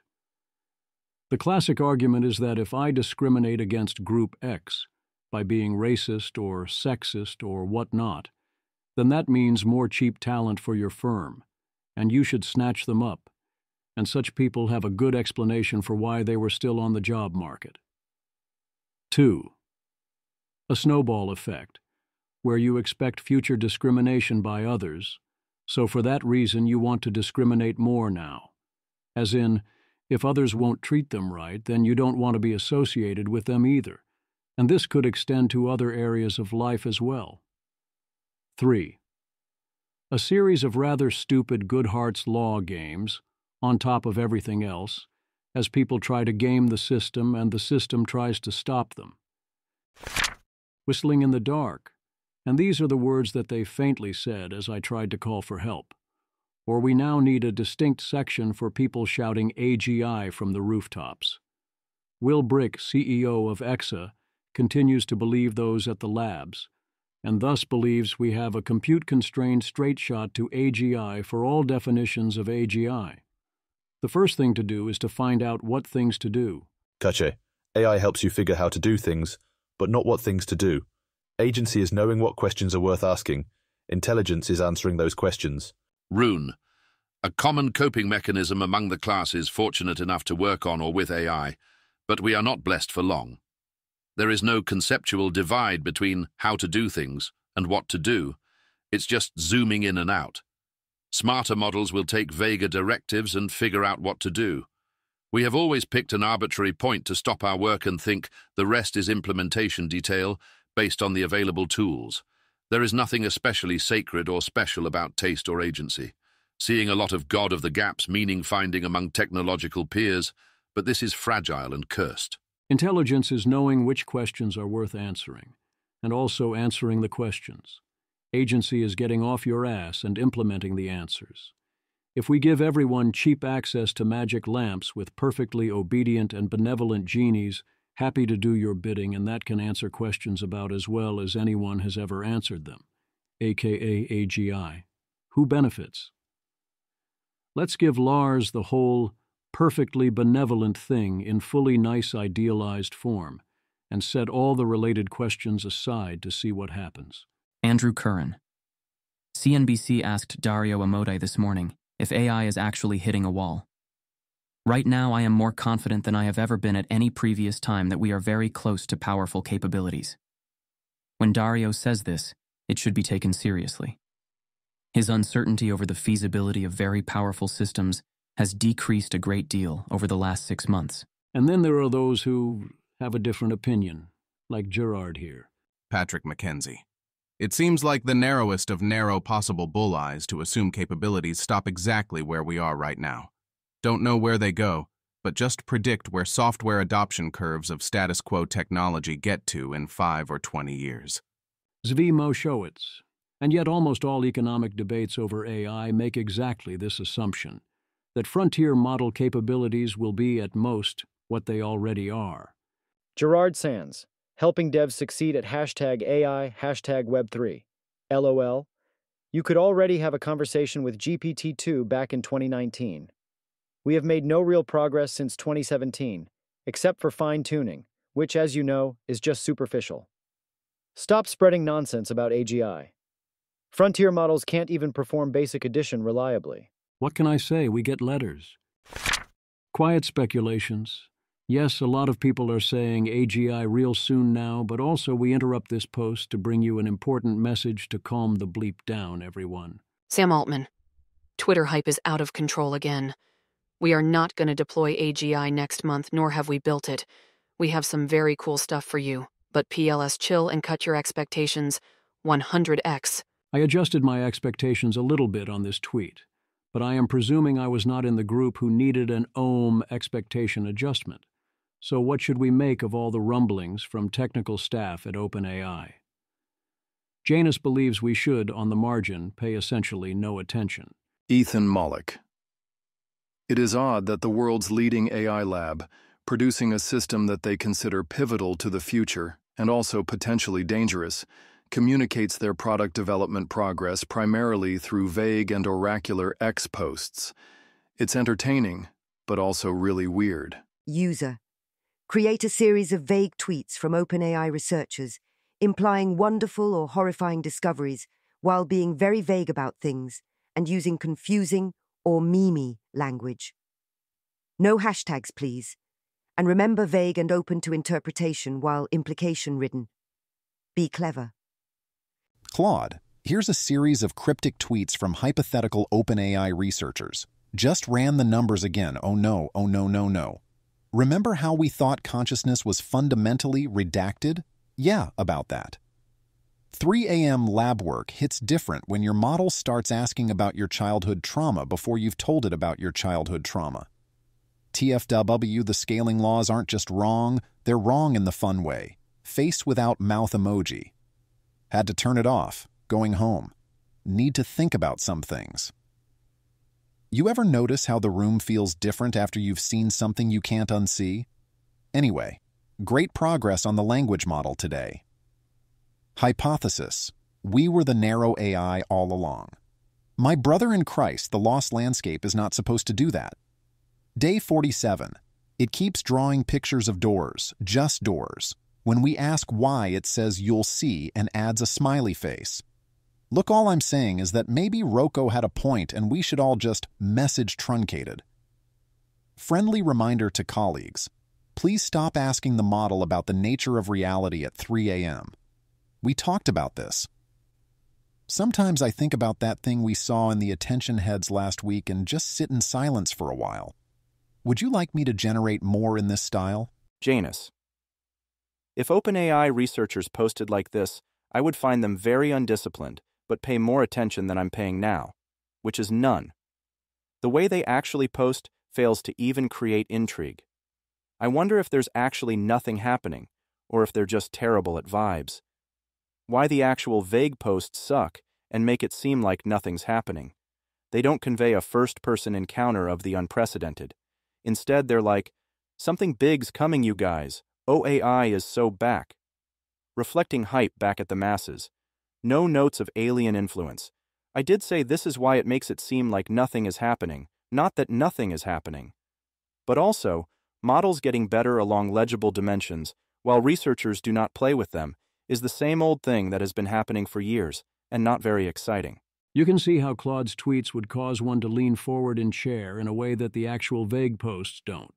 Sentinel says forecasters predict a 50% chance OpenAI will get to 50% on frontier math by the end of 2025, and a 1 in 6 chance that 75% will be reached, and only a 4% chance that 90% will be reached.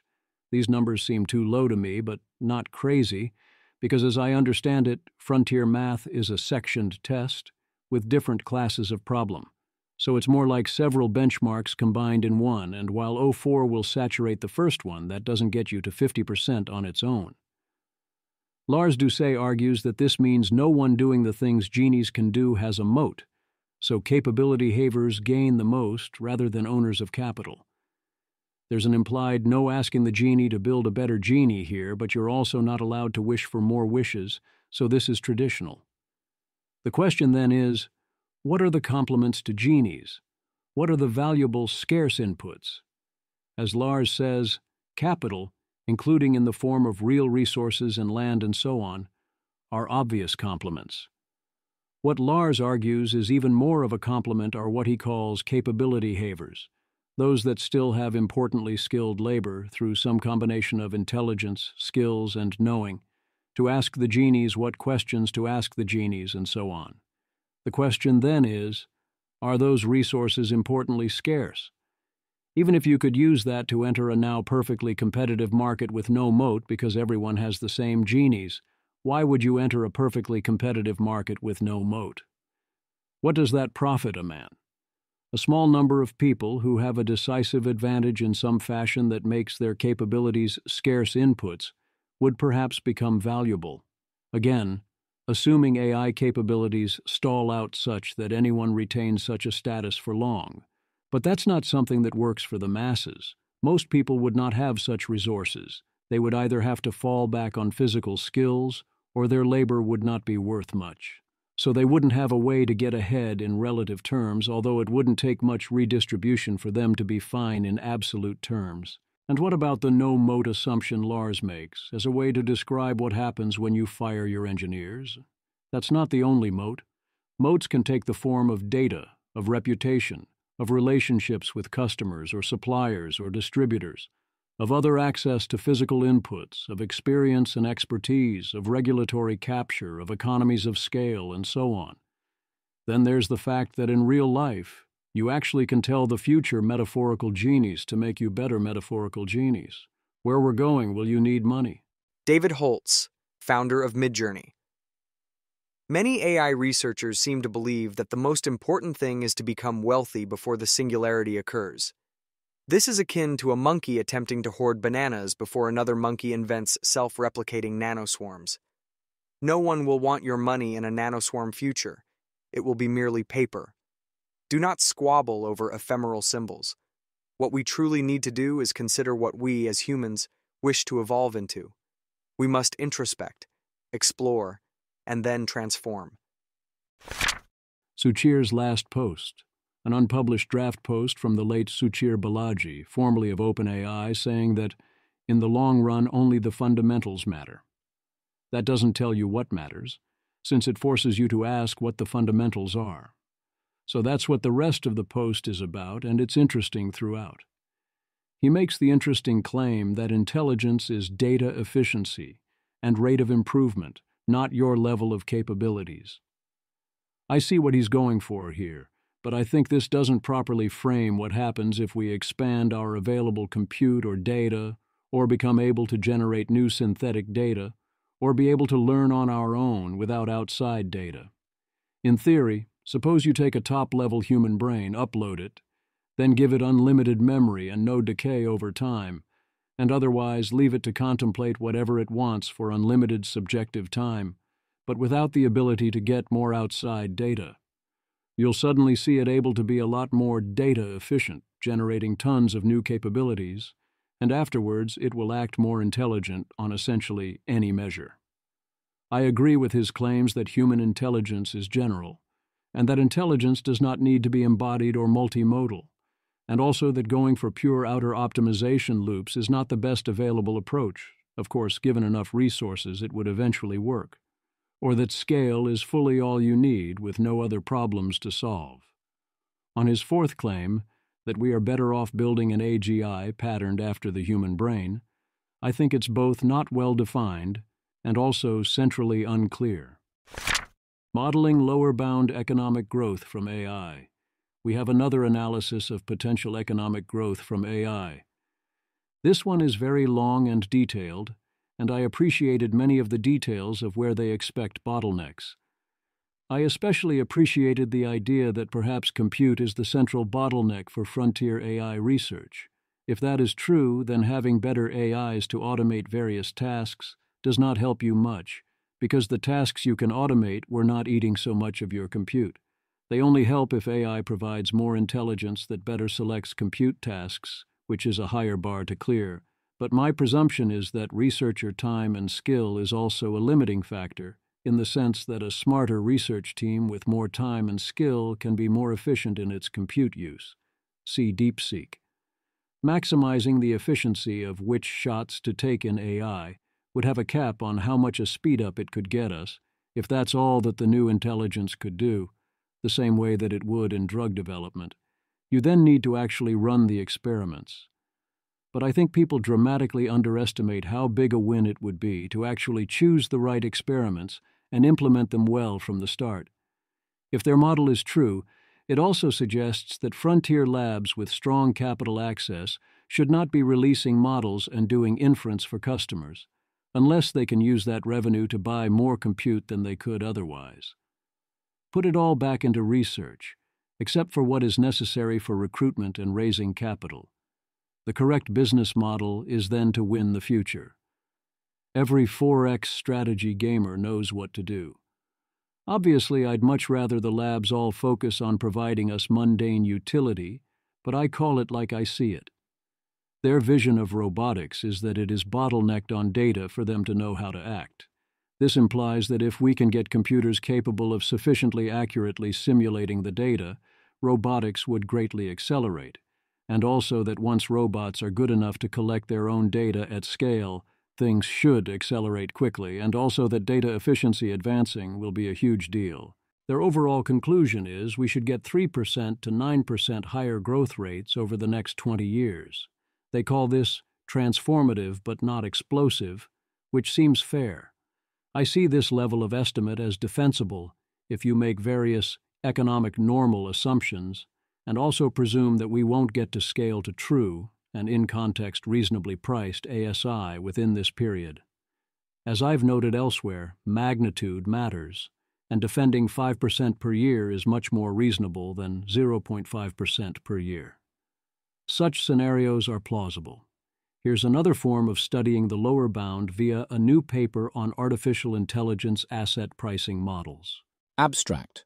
The core statistical technology in artificial intelligence is the large-scale transformer network.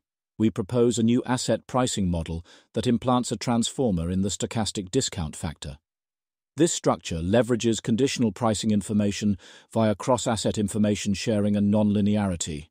We also develop a linear transformer that serves as a simplified surrogate from which we derive an intuitive decomposition of the transformer's asset pricing mechanisms. We find large reductions in pricing errors from our artificial intelligence pricing model, AIPM, relative to previous machine learning models, and dissect the sources of these gains. I don't have the time to evaluate these specific claims, but one should expect AI to dramatically improve our ability to cheaply and accurately price a wide variety of assets. If we do get much better asset pricing, what does that do to our GDP? R1 says, R1 growth estimates. Studies suggest that improved financial efficiency could add 0.5–1.5% to annual GDP growth over time, driven by better capital allocation and innovation. Claude says, Claude, I'd estimate 70% chance of 0.5 to 2% GDP impact within 5 years of widespread adoption, 20% chance of greater than 2% impact due to compound effects, 10% chance of less than 0.5% due to offsetting friction/adoption issues. O1 and GPT-4o have lower estimates, with O1 saying approximately 0.2% RGDP growth per year. I'm inclined to go with the relatively low estimates. That's still rather impressive from this effect alone, especially compared to claims that the overall impact of AI might be of similar magnitude, or is the skeptical economic claim that essentially AI enables better asset pricing covers most of what AI is meaningfully doing. That's not a snark question. I can see that claim being made even though it's super weird. The quest for sane regulations. The Biden executive order has been revoked. As noted previously, revoking the order does not automatically undo implementation of the rules contained within it. The part that matters most is the compute threshold. Unfortunately, I have now seen multiple claims that the compute threshold reporting requirement is exactly the part that won't survive, because the rest was already implemented, but somehow this part wasn't. If that ends up being the case, we will need state-level action that much more, and I will consider the case for let the federal government handle it, definitively tested and found incorrect. Those diffusion regulations were projected by NVIDIA to not have a substantive impact on their bottom line in their official financial statement. The new Trump executive orders seem to have, in large part, been written by ChatGPT. Cremio. Okay, just to be clear, most of the EOs were written partially with ChatGPT, and a lot of them were written with copy-pasting between them. Rune, real? Cremio, yes. I'm all for that if and only if you do a decent job of it. Whereas Futurism not only reports further accusations that AI was used, they accuse the administration of poor, slipshod work. Mark Joseph Stern. Lots of reporting suggested that this time around, Trump and his lawyers would avoid the sloppy legal work that plagued his first administration, so they'd fare better in the courts. I see no evidence of that in this round of executive orders. This is poor, slipshod work, obviously assisted by AI. The errors pointed out certainly sound stupid, but there were quite a lot of executive orders, so I don't know the baseline rate of things that would look stupid, and whether these orders were unusually poorly drafted. Even if they were, I would presume that not using ChatGPT would have made them worse rather than better. In effectively an exit interview, former NSA advisor Jake Sullivan warned of the dangers of AI, framing it as a national security issue of America versus China, and the risks of having such a technology in private hands that will somehow have to join forces with the government in a new model of relationship. Sullivan mentions potential catastrophe, but this is framed entirely in terms of bad actors. Beyond that, all he says is, I personally am not an AI doomer, which is a but you have heard of me moment, and also implies he thought this was an open question. Based on the current climate of discussion, if such folks do have their eye on the correct balls on existential risk, they, alas, have strong incentives not to reveal this. So we cannot be sure, and of course he's no longer in power, but it doesn't look good. The article mentions Andreessen's, shall we say, highly bold accusations against the Biden administration on AI. Sullivan also mentions that he had a conversation with Andreessen about this, and does the polite version of essentially calling Andreessen a liar, pants on fire. Dean Ball covers the new diffusion regulations, which for now remain in place. In many ways, I agree with his assessments, especially the view that if we're going to do this, we might as well do it so it could work, which is what this is, however complicated and expensive it might get, and that if there's a better way, we don't know about it, but we're listening. My disagreements are mostly about what this is betting on, as I see broader benefits and thus a looser set of necessary assumptions for this to be worthwhile. See the discussion last week. I also think he greatly overestimates the risk of this hurting our position in chip manufacturing, since we will still have enough demand to meet supply indefinitely, and China and others were already pushing hard to compete. But it is, of course, an effect. Call for an intense government effort for AI alignment with conservative framing. It could happen. Leo Gao, OpenAI.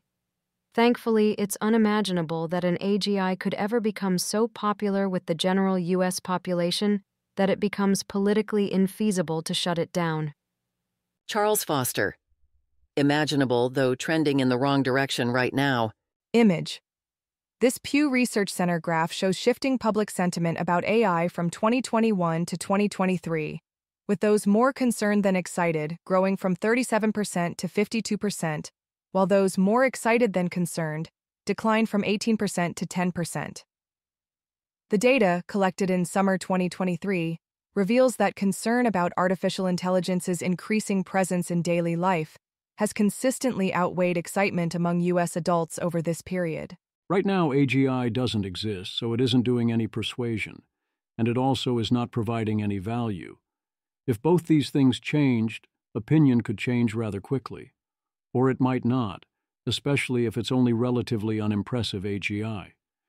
But if we go all the way to ASI, superintelligence, then it will by default rapidly become very popular. And why shouldn't it? Either it will be making life way better, and we have things under control in the relevant senses, in which case, what's not to love? Or we don't have things under control in the relevant senses, in which case, we will be convinced. The Week in Audio.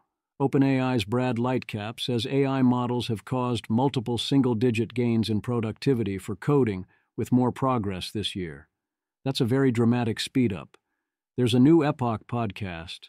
First episode is about expectations for 2030. Geoffrey Hinton interview, including his summary of recent research as saying AIs can be deliberately deceptive and act differently on training data versus deployment. David Dalrymple goes on FLI. I continue to wish him luck and notice he's super sharp while continuing to not understand how any of this has a chance of working. Larry Ellison of Oracle promises AI will design mRNA vaccines for every individual person against cancer and make them robotically in 48 hours, says this is the promise of AI. This very much is not the promise of AI, even if true. If the AI is capable of creating personalized vaccines against cancer on demand, it is capable of so much more. Is it true? I don't think it is an absurd future. There are three things that have to happen here, essentially. 1. The AI has to be capable of specifying a working, safe, individualized vaccine. 2. The AI has to enable quick robotic manufacture. 3. The government has to not prevent this from happening. The first two obstacles seem highly solvable down the line. These are technical problems that should have technical solutions. The 48 hours is probably Larry riffing off the fact that Moderna designed their vaccine within 48 hours, so it's probably a meaningless number, but sure, why not?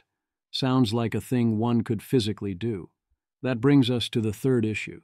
We'd need to either do that via the FDA approves the general approach and then the individual customized versions are automatically approved, which seems hard but not impossible, or who cares, it is a vaccine for cancer, I will travel or use the gray market to get it until the government changes its procedures. That also seems reasonable. Imagine it is 2035. You can get a customized 100% effective vaccine against cancer, but you have to travel to Prospera, let's say, to get it. It costs, let's say, $100,000. Are you getting on that flight? I am getting on that flight. Larry Ellison also says citizens will be on their best behavior because we are recording everything that is going on, plus an AI surveillance system, with any problems detected reported to the appropriate authority. There is quite the missing mood in the clip. This is very much one of those be careful exactly how much friction you remove situations. I didn't love putting cameras everywhere, even when you had to have a human intentionally check them. If the machine from person of interest is getting the feeds except with a different mandate, well, whoops. Rhetorical innovation. A fine warning from DeepMind CEO Demis Hassabis. Stephen Morris and Madhumita Murgia. He also called for more caution and coordination among leading AI developers competing to build artificial general intelligence. He warned the technology could threaten human civilization if it runs out of control or is repurposed by bad actors for harmful ends. If something's possible and valuable to do, people will do it, Hasabi said. We're past that point now with AI. The genie can't be put back in the bottle. So we have to try and make sure to steward that into the world in as safe a way as possible. We are definitely not doing what he suggests. How much should we be willing to pay to prevent AI existential risk, given our willingness to pay 4% of GDP, and arguably quite a lot more than that, to mitigate COVID? Well, that depends on if you think spending the money reduces AI existential risk. That requires both. 1. There is AI existential risk. 2. Spending money can reduce that risk. Many argue with number 1 and also number 2. Paul Schrader, author of Taxi Driver, has his Feel the AGI moment when he asked the AI for Paul Schrader's script ideas, and the AIs were better than his own, and in 5 seconds it gave him notes as good or better than he's ever received from a film executive. Noam Brown, OpenAI. It can be hard to feel the AGI until you see an AI surpass top humans in a domain you care deeply about. Competitive coders will feel it within a couple years. Paul is early, but I think writers will feel it too. Everyone will have their Lee Sedol moment at a different time. Professional coders should be having it now, I'd think. Certainly using Cursor very much drove that home for me. AI doesn't accelerate my writing much, although it is often helpful in parsing papers and helping me think through things. But it's a huge multiplier on my coding, like more than 10x. Has successful alignment of AIs prevented any at-scale harms to people, as opposed to harm to corporate guidelines and reputations? As opposed to there being little harm because of insufficient capabilities? Eliezer Yudkowsky, let an alignment victory denote a case where some kind of damage is possible for AIs to do, but it is not happening because AIs are also aligned, or good AIs are defeating bad ones. Passive safety doesn't count. I don't think we've seen any alignment victories so far. Qualia Nerd, a very useful lens through which to analyze this. What damage would have occurred if none of the LLMs developed so far had been optimized for safety/RLHF'd in any way whatsoever? Minimal to zero. Important to remember this as we begin to leave the era of passive safety behind. Aaron Bergman, I don't think this is true. At least one additional counterfactual injury or death in an attack of some sort if Claude willingly told you how to build bombs and such. OFC, I'm just speculating. Qualia Nerd. Quite possible. But the damage would be minimal. How many more excess deaths would there have been in such a counterfactual history? My guess is less than 10. Compare with an unaligned ASI. Rohit, what would distinguish this from the world we're living in right now? Eliezer Yudkowsky. More powerful AIs, such that it makes a difference whether or not they are aligned even to corpo brand safetyism. Don't run out and try this. Rohit, I've been genuinely wondering if O3 comes close there. I am wondering about O3, not O3 Mini, only the full O3 as well. Holly Elmore makes the case that safety evals currently are actively counterproductive. Everyone hears how awesome your model is. Since ability to be dangerous is very similar to being generally capable, then there are no consequences, and anyone who raises concerns gets called alarmist. And then the evals people tell everyone else we have to be nice to the AI labs so they don't lose access. I don't agree and think evals are net good, actually, but I think the argument can be made. So I want to make it clear. This kind of talk from Dario, from the policy team, and now from the recruitment department makes it very difficult for me to give Anthropic the benefit of the doubt, despite knowing how great so many of the people there are as they work on solving our biggest problems. And I think the talk, in and of itself, has major negative consequences. If the response is, yes, we know you don't like it and there are downsides, but strategically it is worth doing this, punishing us for this is against your interests. My response is that I do not believe you have solved for the decision theory properly. Perhaps you are right that you're supposed to do this and take the consequences, but you definitely haven't justified it sufficiently that I'm supposed to let you off the hook and take away the incentive not to do it or have done it. A good question. Eliezer Yudkowsky. If a 55-year-old retiree has been spending 20 hours per day for a week talking to LLMs with little sleep and is now very concerned about what he is discovering, where do I send him with people who will A, talk to him, and B, make him less rather than more insane? Kids, I do not have the time to individually therapize all the people like this. They are not going to magically go outside because I told them so. I either have somewhere to send them, or I have to tell them to get sleep and then hang up. Well, going on the images he's now texted me, ChatGPT told him that I was avoidant and not taking him seriously, and that I couldn't listen to what he had to say because it didn't fit into my framework of X-risk, and told him to hit up Vinod Khosla next. Zugma. Just have him prompt the same LM to be a therapist. Eliezer Yudkowsky, I think if he knew how to do this, he would probably be in a different situation already. This was a particular real case in which most obvious things sound like they have been tried. What about the general case? We are going to encounter this issue more and more.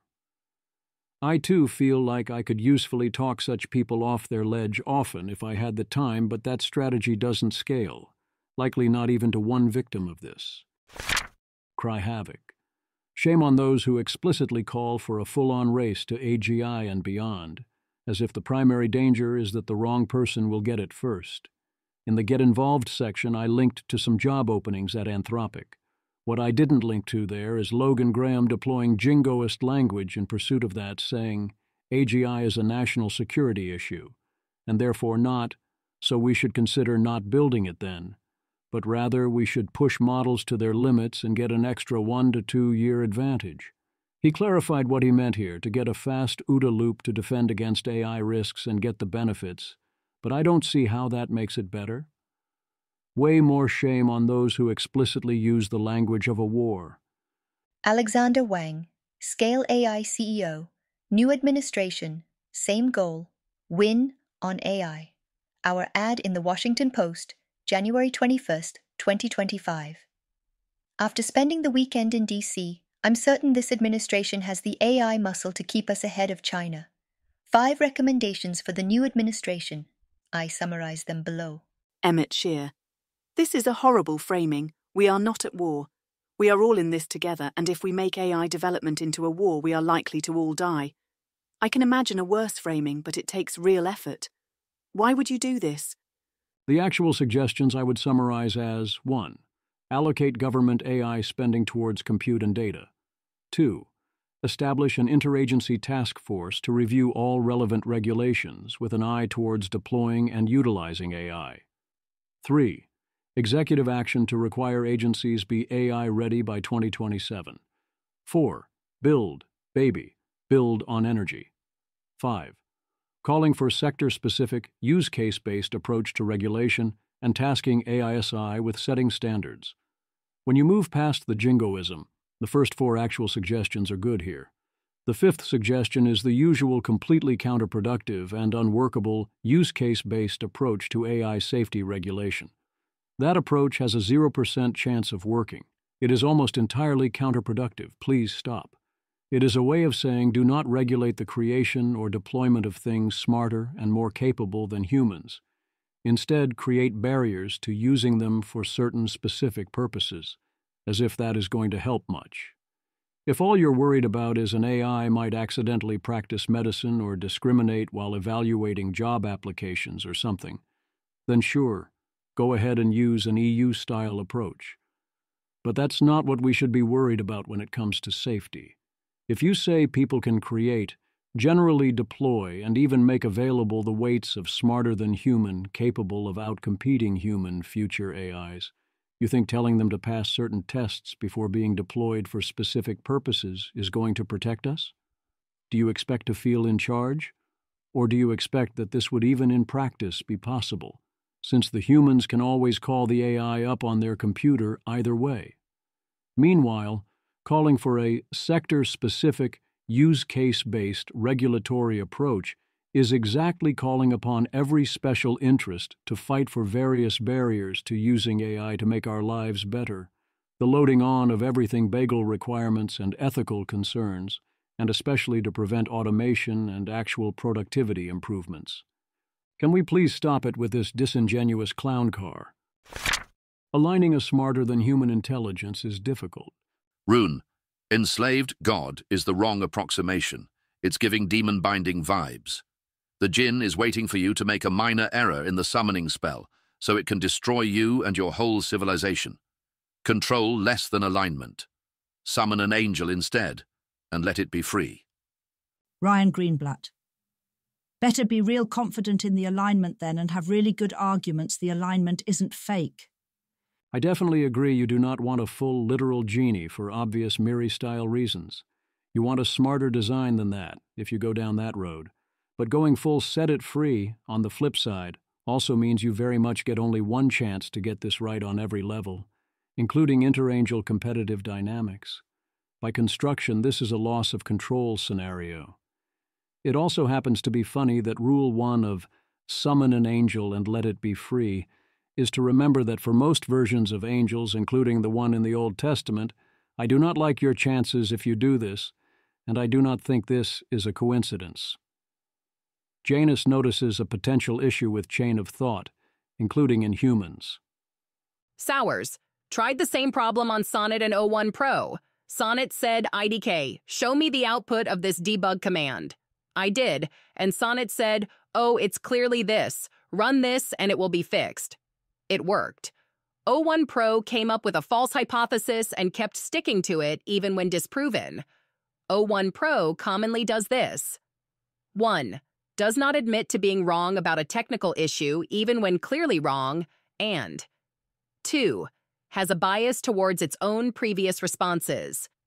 Mingnut Nguyen. This is beyond PhD level. This is tenure. Janus. I've noticed this in open-ended conversations, too. It can change its course if you really push it to, but doesn't seem to have a drive towards noticing dissonance naturally, which Sonnet has super strongly to the point of it easily becoming an obsession. I think it's related to the bureaucratic opacity of its QOT.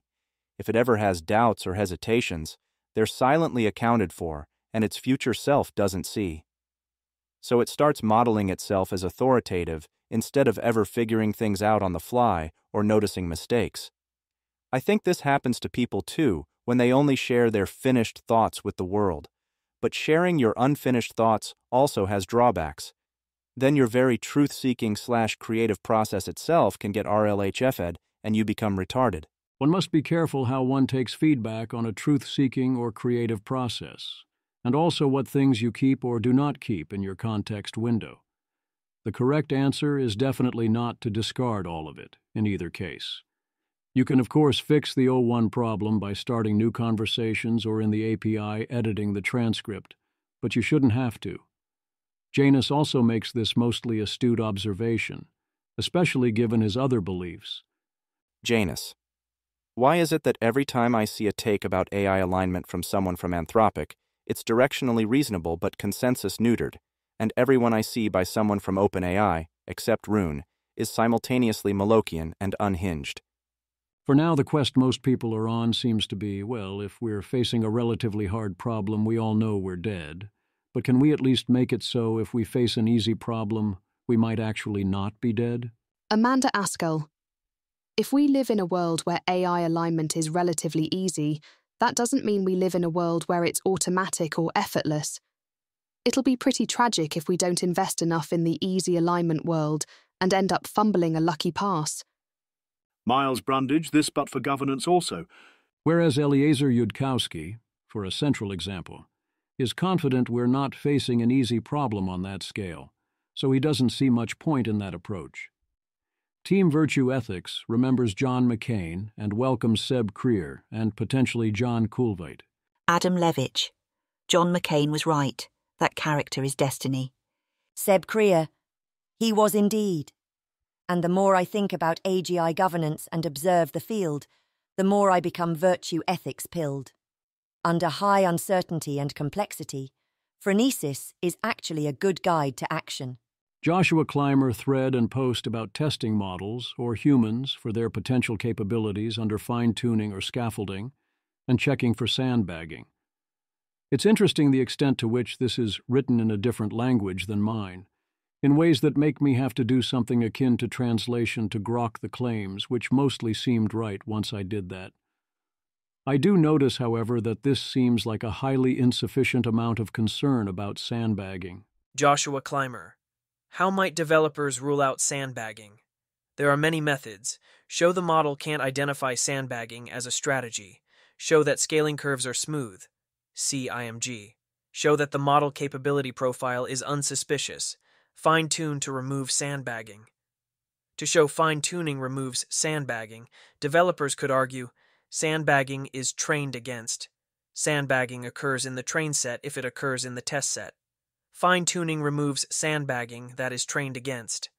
Call me old-fashioned, but if I see the model sandbagging, it's not time to fine-tune to remove the sandbagging. It's time to halt and catch fire until you know how that happened, and you absolutely do not proceed with that same model. It's not that you're worried about what it was hiding from you, it's that it was hiding anything from you at all. Doing narrow fine-tuning until the visible issue goes away is exactly how you get everyone killed. People strongly dislike AI. It seems that the more they know about AI, the less they like it. Or in the parlance of academia, lower artificial intelligence literacy predicts greater AI receptivity. Abstract. As artificial intelligence AI transforms society, understanding factors that influence AI receptivity is increasingly important. The current research investigates which types of consumers have greater AI receptivity. Contrary to expectations revealed in 4 surveys, cross-country data and 6 additional studies find that people with lower AI literacy are typically more receptive to AI. This lower literacy, greater receptivity link is not explained by differences in perceptions of AI's capability, ethicality, or feared impact on humanity. Instead, this link occurs because people with lower AI literacy are more likely to perceive AI as magical and experience feelings of awe in the face of AI's execution of tasks that seem to require uniquely human attributes. In line with this theorizing, the lower literacy, higher receptivity link is mediated by perceptions of AI as magical and is moderated among tasks not assumed to require distinctly human attributes. These findings suggest that companies may benefit from shifting their marketing efforts and product development towards consumers with lower AI literacy. Additionally, efforts to demystify AI may inadvertently reduce its appeal, indicating that maintaining an aura of magic around AI could be beneficial for adoption. If their reasoning is true, this bodes very badly for AI's future popularity, unless AI gets into the persuasion game on its own behalf. Game developers strongly dislike AI, and it's getting worse. Nick Rubin. Almost a third of respondents felt Gen AI was having a negative effect on the industry, 30%, up from 20% last year. 13% felt the impact was positive, down from 21%. When asked to cite their specific concerns, developers pointed to intellectual property theft, energy consumption, the quality of AI-generated content, potential biases, and regulatory issues, reads the survey. I find most of those concerns silly in this context, with the only real one being the quality of the AI-generated content. And if the quality is bad, you can simply not use it where it is bad, or play games that use it badly. It's another tool on your belt. What they don't point to there is employment and competition. Either way, the dislike is very real and growing, and I would expect it to grow further. People are worried about AI killing everyone. If we did slow down AI development, say because you are OpenAI and only plan is rather similar to binding a demon on the first try, it is highly valid to ask what one would do with the time you bought. I have seen 3 plausible responses. Here's the first one. Human intelligence augmentation. Max Winga. If you work at OpenAI and have this worldview, why isn't your response to advocate that we slow down and get it right? There is no second chance at binding a demon. Since when do we expect the most complex coding project in history to work first try with no errors? Rune. I don't consider slowing down a meaningful strategy because I've never heard a great answer to slow down and do what? Rob Benzinger, I would say, slow down and find ways to upgrade human cognition that don't carry a serious risk of producing an alien superintelligence. This only works if everyone slows down, so a more proximate answer is slow down and get the international order to enforce a halt. Upgrade human cognition could be thought of as an alternative to ASI, though I instead think of it as a prerequisite for survivable ASI. Rune. Upgrade to what level?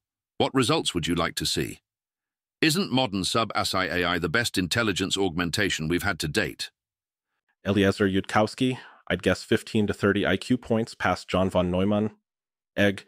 Von Neumann was beginning to reach the level of reflectivity, where he would automatically consider explicit decision theory, but not the level of intelligence where he could one-shot ultimate answers about it. I would draw a distinction between current AI as an amplifier of capabilities, which it definitely is big time, and as a way to augment our intelligence level, which it mostly isn't.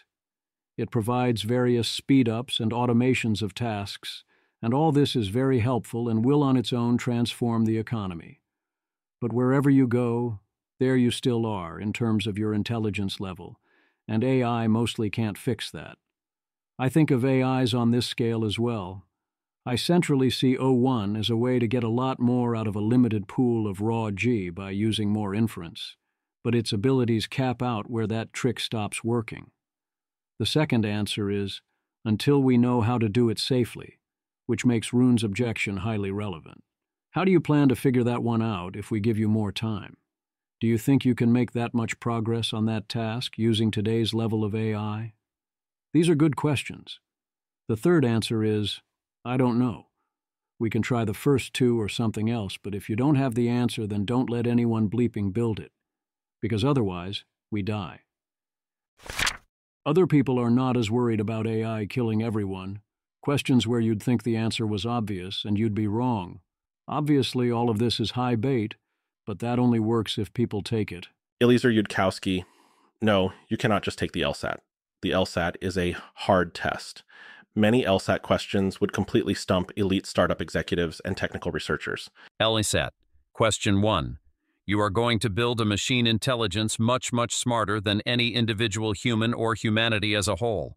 When is a good time to try to figure out how to align it, control it, contain it, keep humanity safe from it, or avoid international turbulence and war precipitated by early news of its development? A. Before building it. B. After building it. Spaceman Spiff, C. While building it. Before is like asking the Victorians to draft rocket safety guidelines. Sluggy W. Before is like asking Enrico Fermi to design safeguards to control and halt the first self-sustaining nuclear reaction, despite never having observed such a reaction. He did exactly that with Chicago Pile 1. Good theories yield accurate models, which enable plans. Milk Rabbi, B. Next question, please. Bruno, C. Pedal to the metal. In all seriousness, if your answer is while building it, that implies that the act of being in the middle of building it sufficiently reliably gives you the ability to safety do that, whereas you could not have had that ability before, which means in turn that you must, for that to make any sense, be using the AI in its non-aligned state to align itself and solve all those other problems in a way that you couldn't plan for without it. But you're doing that without the plan to align it. So you're telling a not-aligned entity smarter than you to align itself, without knowing how it is going to do that, and then what exactly? What Rune and company are hopefully trying to say, instead, is that the answer is A, but that the deadline has not yet arrived. That we can and should simultaneously be figuring out how to build the ASI, and also figuring out how to align the ASI, and also how to manage all the other issues raised by building the ASI, thus iterative deployment and all that. To some extent, this is obviously helpful and wise. Certainly we will want to use AIs as a key part of our strategy to figure out how to take things from here, and we still have some ways we can make the AIs more capable before we run into the problem in its full form. But we all have to agree the answer is still A. I hate to pick on Rune, but here's a play in 2 acts. Act 1, in which Adam Brown, in what I agree was an excellent podcast, recommended, tells us humanity could in theory change the cosmological constant and otherwise adjust the laws of physics, and one could locally do this unilaterally and it would expand at the speed of light. But if you mess that up even a little, you would make the universe incompatible with life. and there are some very obvious future serious problems with this scenario if it pans out. Joshua Bach. This conversation between Adam Brown and Dwarkesh Patel is the most intellectually delightful podcast in the series, which is a high bar. Adam's casual brilliance, his joyful curiosity, and the scope of his arguments on the side of life are exhilarating. Rune. Yeah, this one is actually delightful. Adam Brown could say literally anything and I'd believe him. Act 2. Rune. We need to change the cosmological constant. Samuel Hammond. String theorists using ASI to make the cosmological constant negative to better match their toy models is an underrated X-risk scenario. Tivra. It's too damn high. I've been saying this for ages. The lighter side. Imagine what AGI would do. Ryan Peterson. Starlink coming to United Airlines should boost U.S. GDP by at least 100 basis points from 2026 onward. Macro investors have not priced this in. We both kid, of course, but this is a thought experiment of how easy it is to boost GDP. Sadly, this does not yet appear to be a thing. Deepfates. Crazy things are happening in the school system right now. Lucius Dicus Maximus. Every year these kids come back with a new annoying quirk. Claude boys are apparently the new thing. In my 10th year of teaching mostly freshmen and S2G ever since the pandemic, and honestly, like 5 years before that, there's always a new thing students bring to school that they learned over the summer from the internet or wherever. The newest thing here is a flock of self-proclaimed Claude boys who carry AI on hand at all times and constantly ask it what to do. They have their entire personality revolve around Claude, prompting, and AI. When we went around doing an icebreaker, 4 or 5 of the kids said some variation of, "I live by the Claude and die by the Claude" as their fact. Just about an hour ago, when I assigned the first assignment of the school year, one of the Claude boys was bold enough to say, "If Claude says I do it, otherwise I don't." I told him if he asked Claude, he would be getting a call home on the first week of HS. He asked it anyway, and it said to do the homework. Thank God for that at least. Tim Duffy.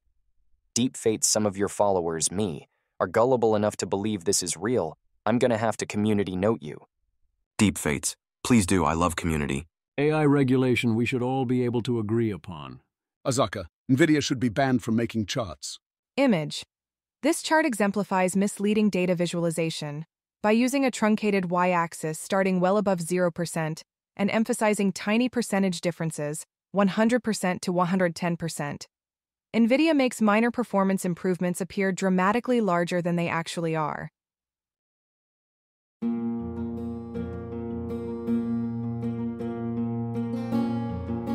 This has been an episode of the Don't Worry About the Vase podcast. If you enjoyed this podcast, please visit thezv.substack.com to support the author. If you enjoy having AI-narrated episodes, please note this is a listener-supported podcast. To receive new posts and support the cost of creation, consider becoming a subscriber at dwatvpodcast.substack.com. Thanks for listening.